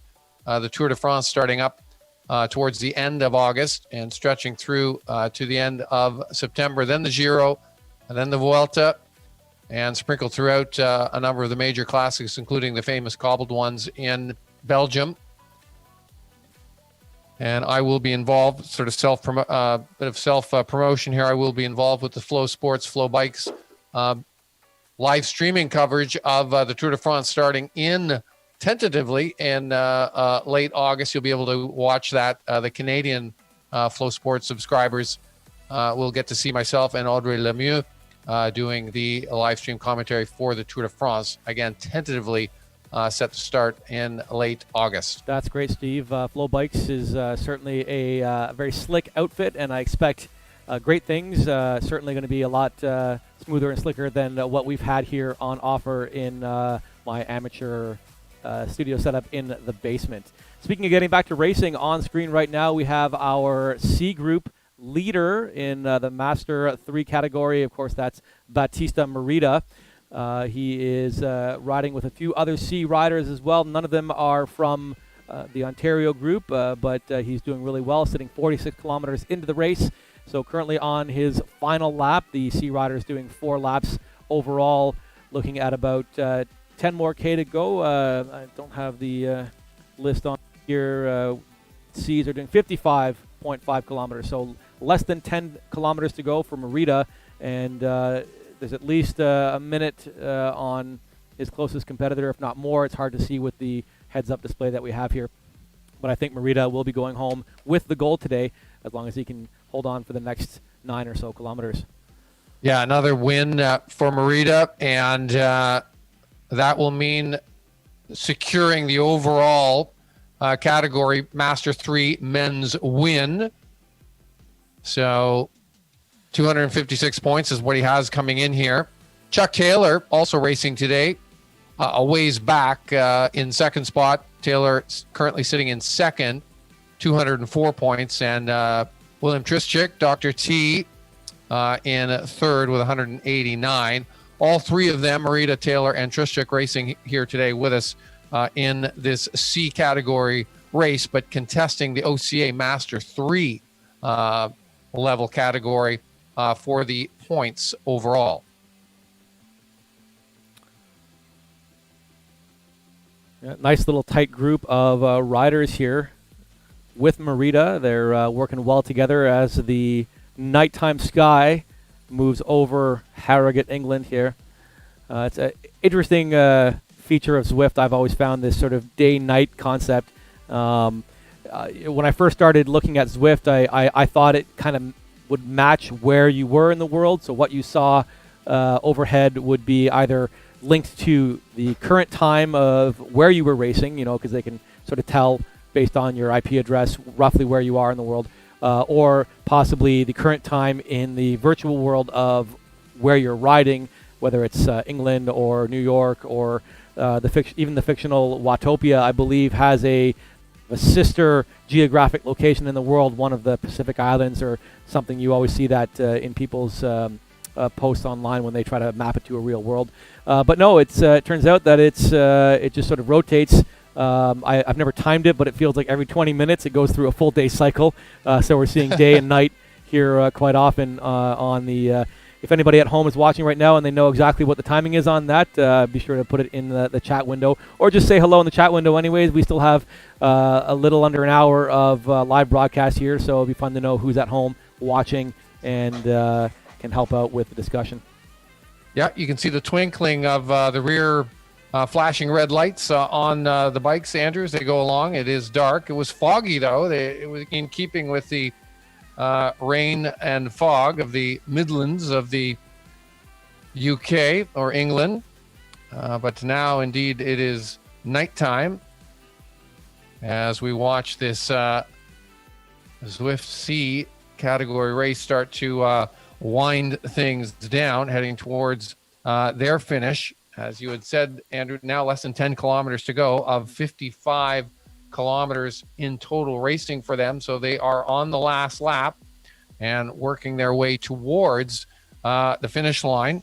And if we just check the profile as they come into that finish, there is a little uphill kicker coming into the finish line, and then it flattens out right at the finish. So you will need a bit of punchy power to contest the final 500 or 600 meters to the finish line, and then get through the flat to the finish line proper. And I have pulled up our master women here on the screen right now. It looks like Pellerin and Allen are still together, and they are sitting at 0.4 kilometers now. And they've put a little bit of distance on Novak, who's sitting about half a minute back. A little less than I would have expected with Novak not having anyone to ride with. So she's certainly putting out an excellent effort there with staying with, under half a minute now. It's even dropped a bit. I guess some of the hills here will play an effect on that bounce as well. So it's not over for Novak yet. We've got approximately, they're doing the same distance as the C group. So about 10 kilometers to go for our master women, and with a half a minute gap, it's possible that Novak could make it up to Pellerin and Allen before the finish. Yeah, strong riding by Shauna Novak, doing it the hard way on her own, trapped in between the groups there, the leading duo of Allen and Pellerin, and then the main chase group comprising most of the other favorites in the race, a bit further back from Novak, but she's doing well, doing it the hard way on her own, trying to chase the two leaders, Allen and Pellerin, down.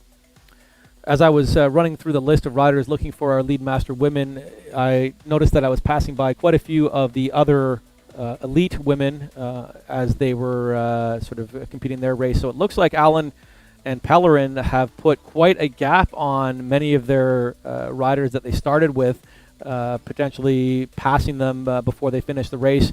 I can see one of our riders is only about a minute 40 in front of Allen. So they would certainly lap that rider, I think, in the next 10 kilometers, and quite a few more if they maintain this hot pace right now as they are searching for top honors here in Harrogate.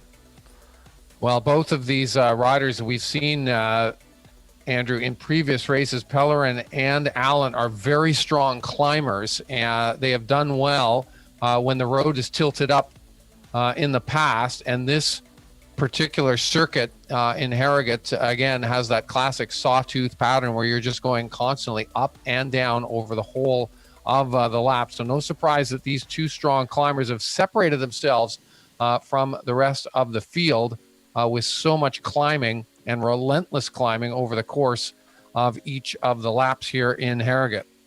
Yeah, this is certainly not a sprinter's course by any means. One of the other riders I passed by as I was looking for Allen and Pellerin was Rosa Phillip from Midweek Cycling Club.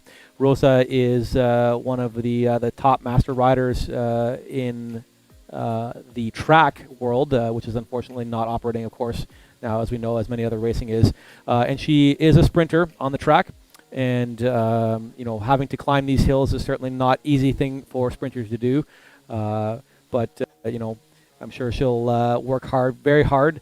Once again, thanks to Rosa for being one of our coffee sponsors as well, for donating to the channel. So go Rosa, and hopefully that you can stave off the impending train that is Alan and Pellerin coming up behind you. Lots of thumbs up going on right now for these two women riders. I suppose that we can do that as well. There is a thumbs up for Alan from the channel there, and we'll do one for Pellerin as well. That's quite the performance. And we've also got Novak here. I'll give her the thumbs up. Apologies to anybody out there who we don't give thumbs up to. Sometimes it's hard to do while we're doing the live stream, but everyone here is doing a great job. So a general thumbs up to everybody, and ride on for participating today. On screen right now. Sorry, go on, Steve. Oh, this should be last lap then, Andrew, for the women, and deciding the overall spoils of victory here. Although Pellerin and Alan in two different categories, Pellerin in the 1-2 and Alan in the master, but nonetheless they'll be racing for pride, I'm sure, right to the finish line. That's for sure. And last time we checked in, the C group, at least the lead group in the C's, were certainly ahead of our master women. So since they are doing the same number of laps, they will be finishing first. So I'm going to head on up and locate our lead rider. Of course, that's Batista Merida. And checking on the screen right now, he's currently sitting at 52.2 kilometers, an hour 20 in the race. And it looks like he is still riding with a few riders, but as it was with most of the race, he is the current overall leader in both the Zwift C group and also the Master 3s. So it looks like Merida will be going home with gold today.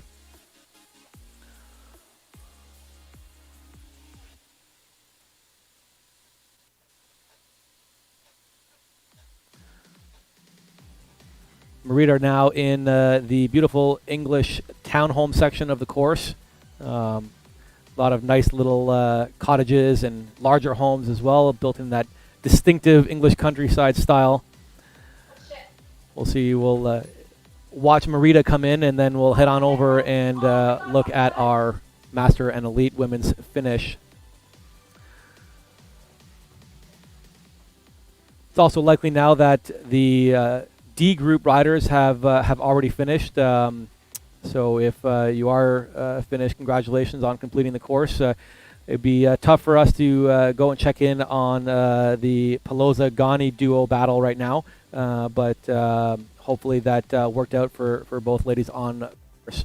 Merida on screen right now, 53 kilometers into the race. The big Zwift banners on the side of the road as they just came through the big green overhead arch. That's the sprinters intermediate sprint there, showing on the screen as well. Merida starting to crank it up right now, just a few K to go. Looking at the overhead map, we can't quite make out the finish line at the moment, but it is close. Merida riding with a rider, I was going to say Mexico, possibly. It's hard to make out these little flag maps on the side. Mr. Appendini. So he's got someone to come in with him. Brian Kingston from the B group is shortly behind, about 30 seconds. And we've got a few other riders sort of around. But this race certainly has been a race of attrition and very big selection when it comes to that sawtooth, those climbs. A lot of these groups, especially the C's, and as we saw with the E's, have broken up into small constituent groups. No rather large packs have been able to stay together. Even in the A's, we saw that group has dwindled down fairly significantly, and I think a lot of that has to do with both those climbs and also the overall length of this race. The C's right now looking to finish just shy of 90 minutes, but if you look at some of our previous races, they were usually in the early hour mark, hour 5, hour 10. So this is certainly a long race for them as well, more along the lines of what the A racers were doing in previous races. Yeah, absolutely, Andrew. I mean, the course just brutal here, nonstop up and down, and that has created all this separation. Most of the fields completely blown up. We had quite smaller fields here today, that we talked about at the outset due to the nicer weather and the fact that some of the categories, the points already decided, so no real difference could be had by doing better today. So what that has meant is that the races are really blown up, and we've got sort of 1s and 2s and 3s riders spread out all over the loop here in Harrogate, and it must be for you hard to try and track people down.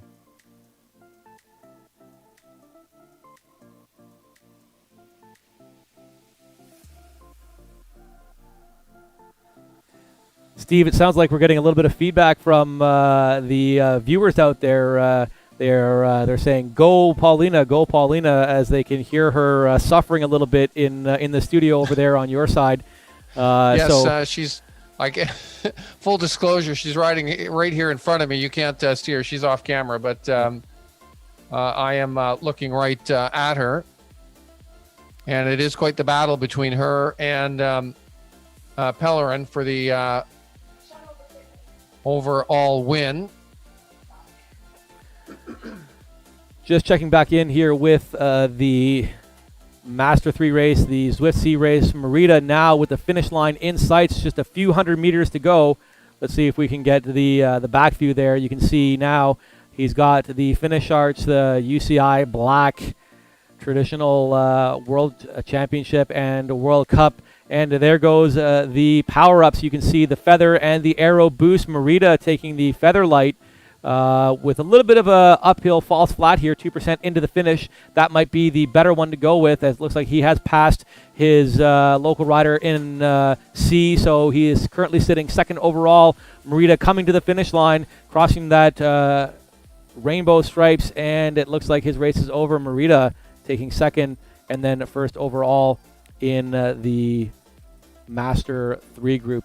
Let's see if I can pick up our elite women quickly here. Elite Master women jumping down on screen live here. I found Pellerin, who is now alone. I don't know if she is with Alan or not. I don't see her on the screen. See if I can move down. Shauna Oh, it looks like Pellerin has moved off on her own with Novak and Alan now almost together. Pellerin at least 20 to 40 seconds ahead of Alan. Almost 40 now. So it looks like Pellerin has made her move to finish this race. We've got Alan in our sights. She is climbing towards the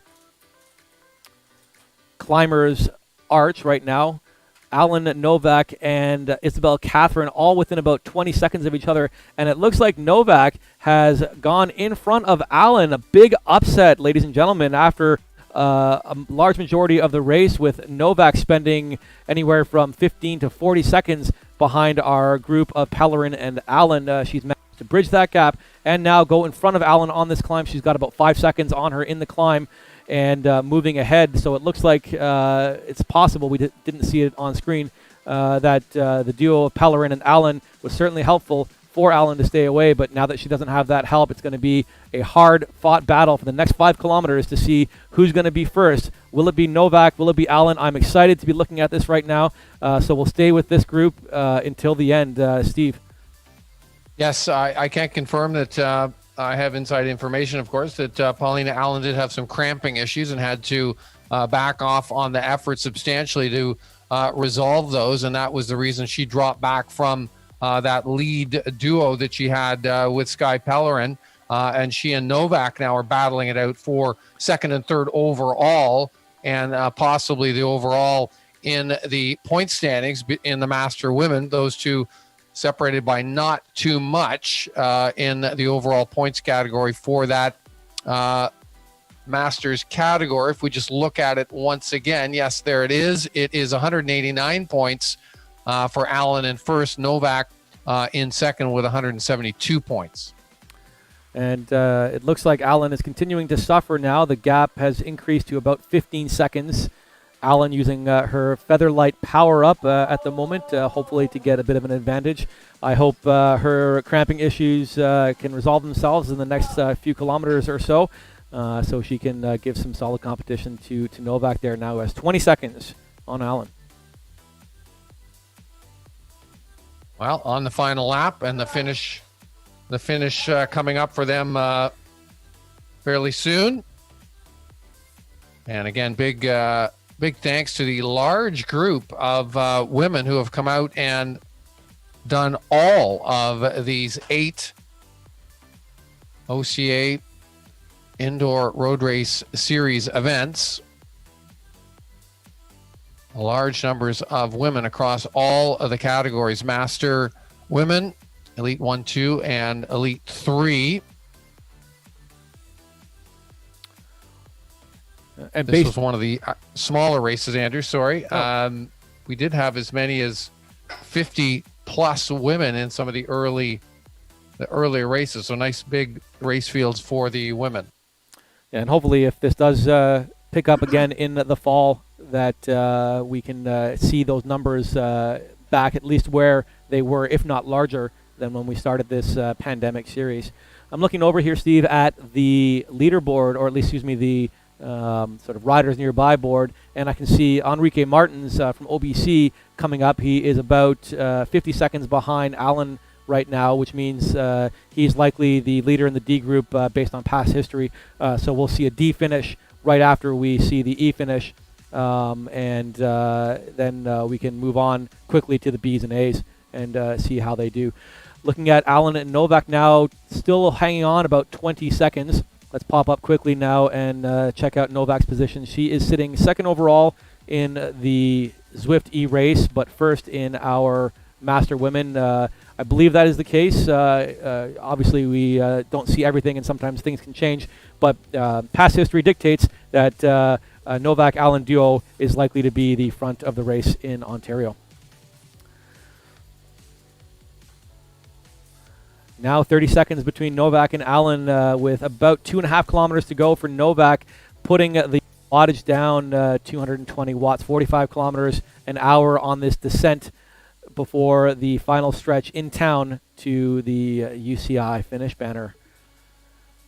Yeah, there's a bit of a downhill run and then an abrupt steep climb, and then a bit of a flat, with a false flat, I should say, run into the finish. So it's not easy, this final few kilometers. No, it certainly isn't. And it even looks like on this leaderboard, we're coming up to the leaders of the A race. They aren't too far in front of our leading duo of Novak and Allen. I can see Johnson and Parsons there about a minute and a half ahead, about 69 kilometers into the race, meaning they are likely getting the bell either right now or will be getting it shortly for one lap to go. So it looks like, again, riders will all be finishing roughly within the same 10 to 20 minute period, but staggered enough for us, of course, to show the viewers at home these live finishes. Unlike, I believe it was last week, where they almost sort of slammed into each other on Richmond, and we were watching the finish of one race, and then another race was sort of coming in at the same time. I know when we do this in Ontario for real live racing, we always try to work out the distances in such a way that, the start times staggered in such a way that, we know that we understand there's likely to be a catch, at least a catch, if not a second one, but they always try to time it in such a way that it never happens at the finish, because that's a disaster in the real world. Whereas here in the virtual world, as we saw before, where riders could slam through concrete walls virtually and remain unscathed and continue riding, that certainly wouldn't be the case in the real world.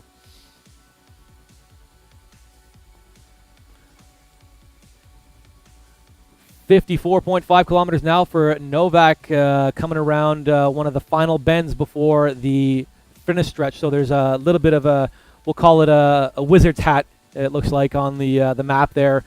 She turns this 5 or 6 way intersection that they've used where the course sort of meets itself. One more turn, and then she'll have the start corrals and the finish in sight.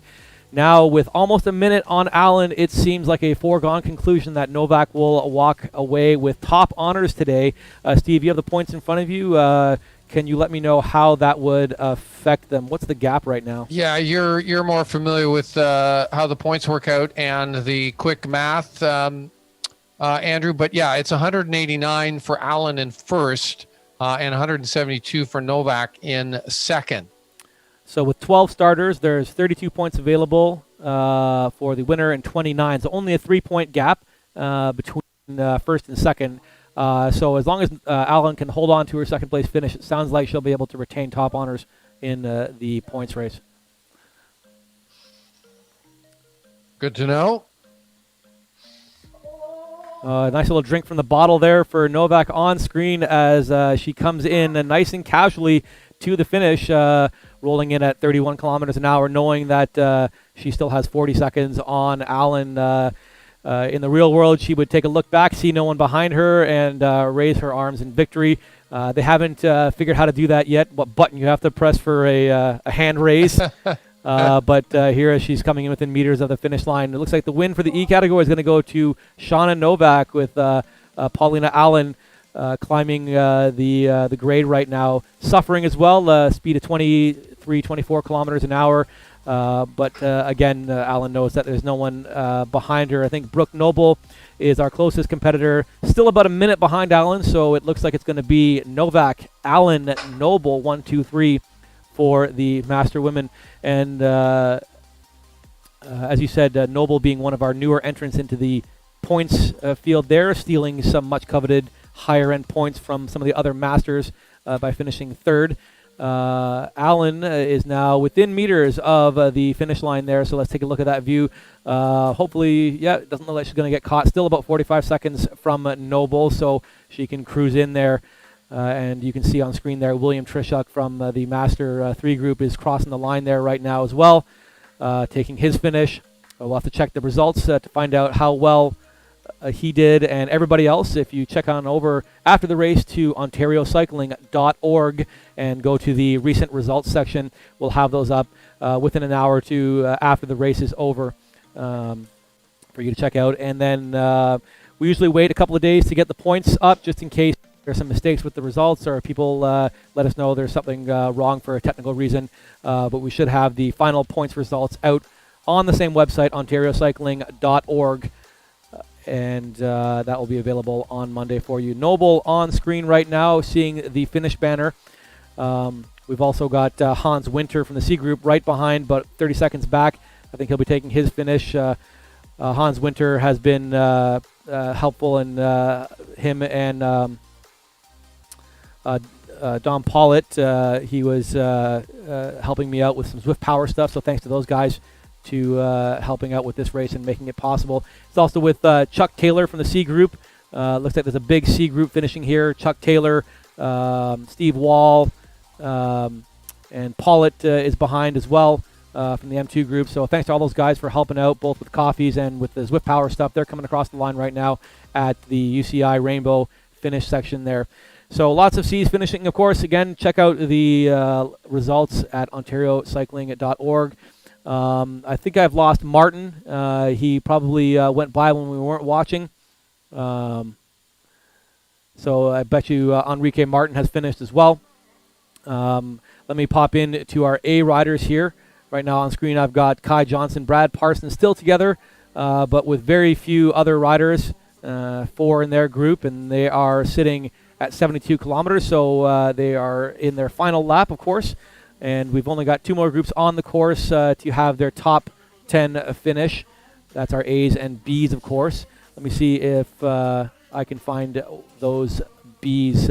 Steve, why don't you pick it up and let me know what the points again for the folks at home are for the A categories. That's right. Brad Parsons has a commanding lead in that Master 1 category, Andrew. So really all Parsons needs to do today is just finish it up strongly. 151 points. He is leading that category over Jojo Rusnak. Rusnak back at 133, and Oaken Wark sitting in third at 105. Kai Johnson, and it is Johnson and Parsons battling it out in real time on the road right now. Johnson has a slight lead in the Elite 1-2 men over Bruce Bird, but because Bird is not racing today, again, all Johnson needs to do is just finish it up, and he will take the crown in the Elite 1-2 men. Bird not racing today. He's in second, and Laurent Risser from Bateman's Bike Shop, currently sitting in third at 132 points. Steve, I'm just going to have to cut you off there. I've got our leaders in the B group here. We're going to head on back right now because they are coming down the finish stretch right now, and it looks like D'Angelo and Magnani are still neck and neck for the finish. Wow. We've got a group of riders here coming up the final little 6-7% punchy climb before the corral on the finish, and I've got Magnani in my sights right now, and still D'Angelo and Magnani 1-1 as they're going for the finish, so it will be a sprint finish, about 500 meters to go right now. And it looks like Magnani is going for a move right now. He's looking to pass D'Angelo, and they are side by side. It's super exciting. D'Angelo moving ahead. Oh, and he's putting a little bit of a gap, and he's gapping Magnani. It is going to be D'Angelo in that pairing right now as he comes up for the thing. It's Graham Page, E3 men finishing, and then Derek D'Angelo and Enrico Magnani. So D'Angelo takes the win in the B group. Well, that was a race that meant something in that Master 2 men's category. Magnani and D'Angelo 1-2, 214 to 207. And with that strong finish from Graham Page in there in the top three, that should secure his win in the Elite 3 men's category.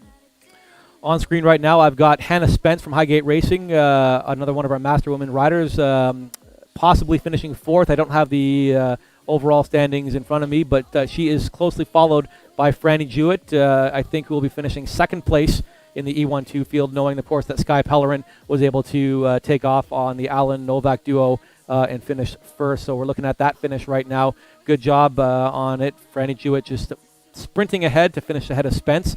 That's good for the group win, but of course there was no need to do that in the category win between Spence and Jewett. That's right. Jewett pretty much had the Elite 1-2 for the women wrapped up. So just securing that win there with a strong finish in the chase group today. 131 points coming in here over Ariane Arsenault. Arsenault was in second a ways back at 105.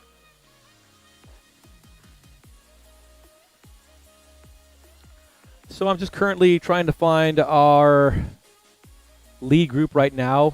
Looks like I've got Kai Johnson here on the screen right now. They're heading down one of the big descents, and I think they have about 3 kilometers on Anton Barabai, who's the closest Ontario rider in that group, coming in to finish, and they're at 75.2 kilometers, so they are about 8 kilometers to go for the finish. They're still in the countryside, so a little bit of ways to go for that group, but that's the update on them right now. So we'll tune back in with them within the next 10 minutes or so, looking like they're going to be ending up with an hour 55 or so to finish for this group. Well, you were right on in your estimations, Andrew, of about a 2-hour race if they do come in at 155-ish. So well done on that.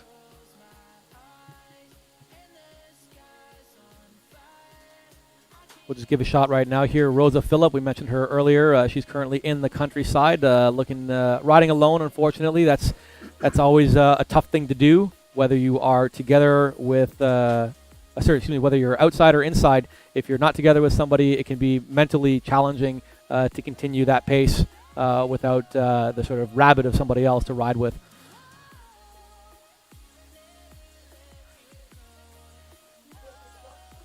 Let's see who else we can find here. Move on up in the group, try to find somebody closer to the finish, and watch some finishes here. All right, we've got Luc Fauché, Master Men, coming in for the finish right now. Good job, Luc.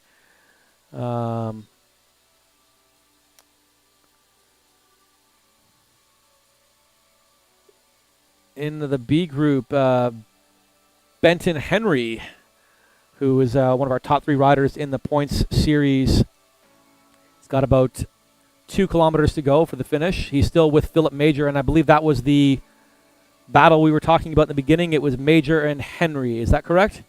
Yeah, that's right. That's one to watch right to the finish line. They are only separated by 2 points, Andrew. So let's focus on that right to the finish. That could mean something for second and third in the Elite 3 men. That's for sure. So we got that on screen right now. We're watching Benton Henry And let me pull up lots of Master 2 men in, it's Elite 3 men. So there is 5 starters. Let's take a look at the point spread there. So there's 16 points for the win and 14 points for second place. So how many, did you say was separating them? So Henry is in second with 133, and Major is in third with 131. Ooh, this could even end up in a tie. Hopefully everybody has done everything they should for their bonus points. For those of you who've been watching, we've been offering some bonus points to riders for, I guess we'll call them honesty points. We mentioned earlier in the broadcast that there are some challenges when it comes to this online racing in terms of things like biometrics and wattage meters maybe not being calibrated and stuff like that. So we tried to find a nice balance between forcing everyone to have lots of equipment and being able to participate by saying, okay, well, we're not going to make power meters or heart rate monitors mandatory in all but the A category and for the Elite 1-2 women, but for everybody who uses them, you get bonus points. So it's a way to say, okay, well, if you're not using a heart rate monitor, we don't know if you're actually working hard, but if you do, then you get 3 extra points for being honest about everything, because that's something that's pretty hard to fake on this platform.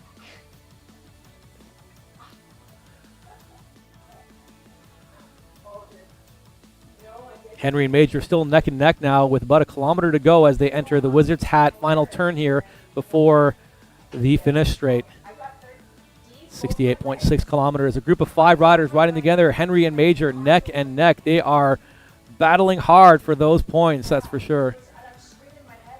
Depending on how this works out, it could end up in the current position as is, or it could be a tie, or even maybe 1 point above, depending on who else finishes there. I see a few other Bs in the list, but they are nowhere close. That's a C. Yep, there's nobody from Ontario in this group. The closest competition, Rob Visser, about 2 minutes back from this group. So it will certainly have to play out in the way we described. Coming around the final bend right now, the finish line in sights as Henry is now moving ahead, trying to attack Major. See if I can get the overhead. And there we go. And it looks like he's put a bit of a gap on Major. 2 other riders passing him right now. Benton Henry wearing the Morning Glory kit colors. I guess they were the ones that were able to get their jersey in there. And it looks like he has put a couple of seconds on Major as he's coming in to the final stretch here. Let's see if we can get the front view. There it is. Look at that gap on screen right now. That's a gap that's going to be hard to make up in a final sprint. Looks like this is going to go to Henry.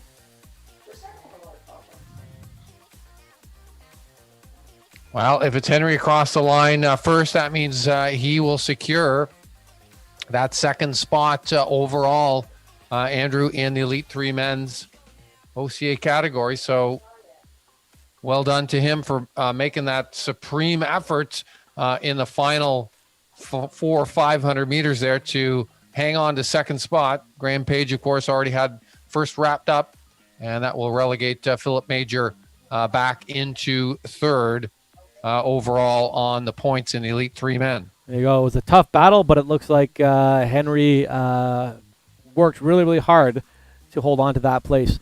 On screen right now, we've got Rob Visser, who is currently sitting 17th overall. I wasn't able to ascertain whether or not there were other riders in between as they did the jump, but it looks like he is looking for a fairly high finish as well in this race as they come around the final climb here in the finish stretch. So we've got Visser on screen riding with a few other riders, but currently alone in his category, because we have Brian Kingston about 2.5 minutes back from Visser. So a good effort by Visser. I know he had mentioned before, especially when we had him on the screen on that one race in, I believe it was Innsbruck, where he felt like the leg snapper was going to separate him from the main group, and it did. But this looks like a very solid finish for Visser today, so he should be proud with that one.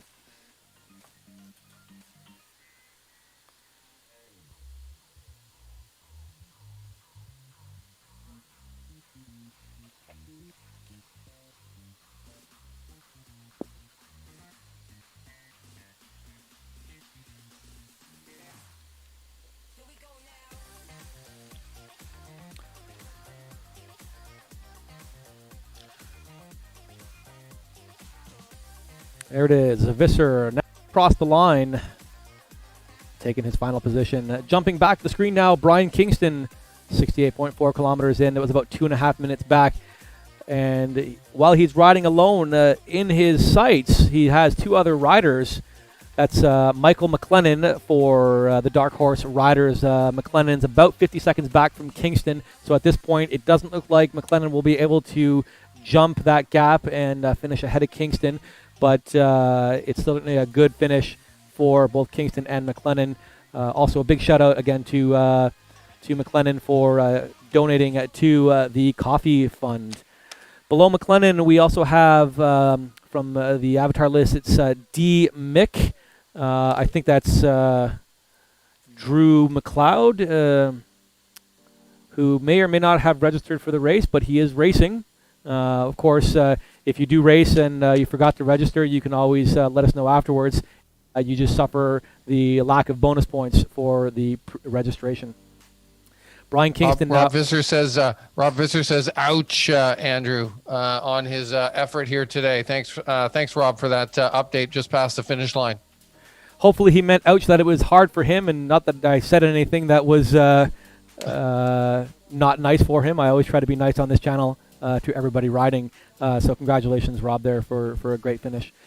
On screen right now, Kingston going up the final climb before the corrals. Still about 40 seconds now ahead of Michael McLennan, so all he needs to do is hold his power, and Kingston will finish ahead of McLennan, and then also D. Mick from the Master 2 field.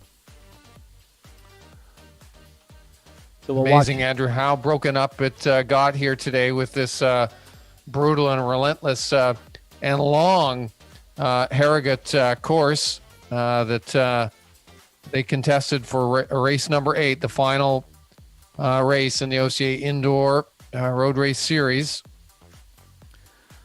And on screen right now, the finish arch in sight for Kingston. Coming up to the 69.5 mark, crossing those lines. A good job, Brian, and also to Michael, Drew McLeod. So let's see if we can find our A racers and see how they are doing. Let me just pop through the list here and pull them up on screen in a second.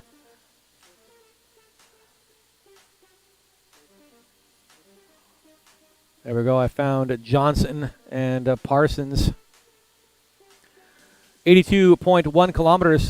So it looks like there's going to be a finish coming up shortly for our lead group in the A race. Johnson and Parsons are lead 1-2 and lead Master 1 riding a neck and neck, coming across the line together shortly in what will likely be a virtual victory salute for those two, working really, really well together to finish on top of the race as well as the series points. Although without Bruce Bird there for Kai Johnson, I think it was a foregone conclusion there. And of course, Brad Parsons having too many points for anyone to surpass him. So congratulations to those two as they are coming into the Wizard's Hat final section here of the Harrogate circuit. Parsons will be taking the win in the Master 1 men. Just confirming that to Andrew. And Johnson will take the win in the Elite 1-2 men.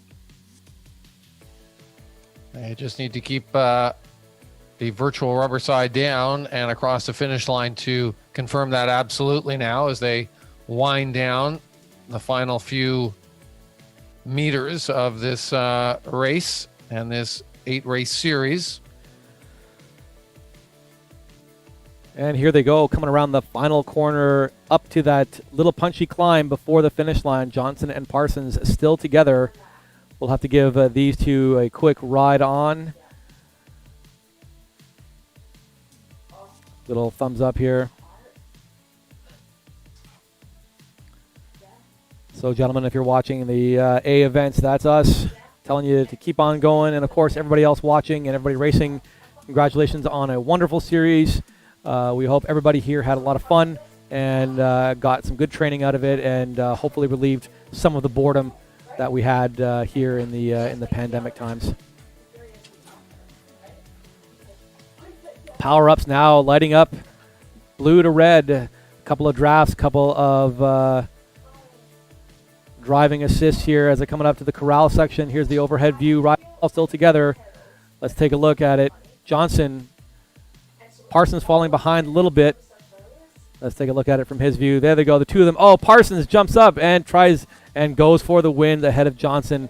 And Johnson is also finished. Didn't matter that much, as we mentioned before, because those two guys were in different categories. But I am now jumping down to see if I can find the competition here. We've got Rusinek and Varabai riding together. So they are second in both the Master and the Elite field today. They're just crossing the Green Arch at 80.9 kilometers. So they still have a few K to go. And we'll stay with them before we end the broadcast today, just to check out first or second place in both of those categories. That was a perfectly timed Zwift power move by Brad Parsons at the finish, Andrew, to secure the win there. Just blowing by the other two riders he was coming into the line with in the final 20 or 30 meters. Yeah, it sure That's was. the way to do it. And then it speaks to that gamification of the racing that you had spoken about before. Hopefully, again, in the future, more controls will be allowed to either permit or disallow that sort of thing, depending on what this series promoter would want. One of the challenges that we had here in the OCA Indoor Road Racing Series was the inability to restrict people from entering the race. Whether you call it a challenge or a benefit could be different from your point of view. Some people did like what was it last week, I think, where we had the national Chilean triathlon team, something like that. They were participating with all those Chilean. I don't know if they were national or not, but certainly we had 150 Chilean triathletes joining us on the course, which did help a lot of riders have someone to ride with when they were off the back. So certainly a benefit to some. But going back to that whole, does it reflect the challenge of the local racing, if you have all these other entrants in there. So hopefully in the future, when we delve a bit more deeply into this online racing world, that we'll have a few more controls available to us as organizers to provide a more realistic racing experience for those who are looking to mimic exactly what we have in the real world. So she said she was yelling, and her husband came running downstairs and thought she wanted something that happened. Lots of laughing going on in the background there. We can hear. So hopefully Pauline is in good spirits there after that grueling ride. She's talking to her teammates. They have a team, a Highgate team debrief after the race. So she's on a conference call with her Highgate teammates, doing the virtual team debrief at this point in time. At least those that are finished anyways. I can see on the scoreboard here, for example, Nancy Schmaler is still looking to come across the line, about 2 minutes back from the view that we have right now. So I'm sure she'll join that call once she's done her race as well. Looking back on the screen right now, Rusinek and Varabai still neck and neck here, coming around the final bend before the final uphill. The nice inflatable Zwift squirrel in sight as well. That's a neat little thing. You can see the draft house here in the final stretch. I'm sure they're going to spin around and grab a cold one after this race is over. A virtual cold one, if they can send their avatar there. Maybe they'll have one in real life. Still together now, Rusinek and Varabai. Varabai putting out 9, almost 10 watts per kilogram. Wow. It's fairly impressive. I know Varabai is quite the sprinter. He has certainly extracted himself from Rusinek. Riding alone right now, you can see on screen. Let's get the back view there. Yep, they've got about 3 or 4 bike lengths on the duo. That includes Rusinek. So Varabai is looking to cross that line alone. He's dropping now. Maybe he launched a bit too early, 7 watts per kilogram. And it looks like Rusinek is just going right past. Yeah, a poorly timed sprint. Unfortunately for Varabai, Rusinek comes around and passes him. But it doesn't matter because both those guys are in different categories, and they are going to get second place respectively in each of those groups. Well, that about wraps it up. Steve, do you have any final comments about the race today or the series in general?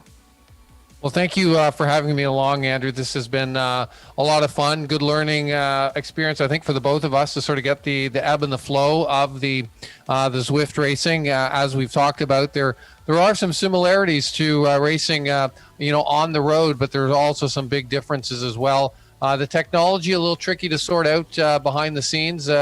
Andrew, you've done a fabulous job in terms of getting it all laid out, figured out, and dialed in. I really appreciate your support. And again, thank you for having me along. I really look forward to seeing what the future holds for the Zwift and the indoor racing at all levels going forward.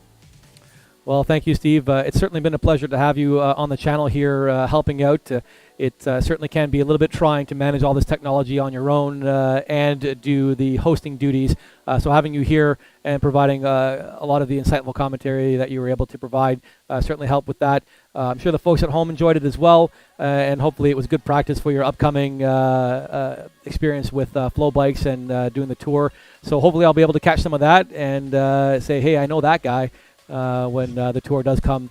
So thank you for that, and thank you once again for joining me today and the other days. And hopefully we'll do this again in the future if this thing becomes more of a reality in racing here in Ontario. All right, folks, so that about wraps it up for all of the racing that we have here on the Ontario Road Racing, Indoor Road Racing Series. And this is the final race of the series as well as the race for the summer. So for everyone who participated in the race, thank you very much for coming out. We hope that you had a lot of fun and that was a good exercise and it was a good way to stave off the boredom and hopefully at least a small replacement for the lack of outdoor racing that we had in the world this year. Everybody who joined the channel, thank you very much for following along. We hope that you enjoyed some of the live commentary that was here, whether you were racing or just watching. If we do this again, hopefully we can repeat the same performance. And for those of you who are able to help donate to the Buy Me a Coffee and support the channel, thank you once again for doing that. It certainly does help cover some of the costs. So with that, I want to say goodbye to everybody here. Once again, my name is Andrew Paradowski, and on behalf of myself, the Ontario Cycling Association, and ARC Events Management, and everybody else who put this live stream and also the events together, thank you very much. And we hope you enjoy the rest of the summer and that you stay healthy and safe and COVID-free. All right, have yourself a good one. Cheers.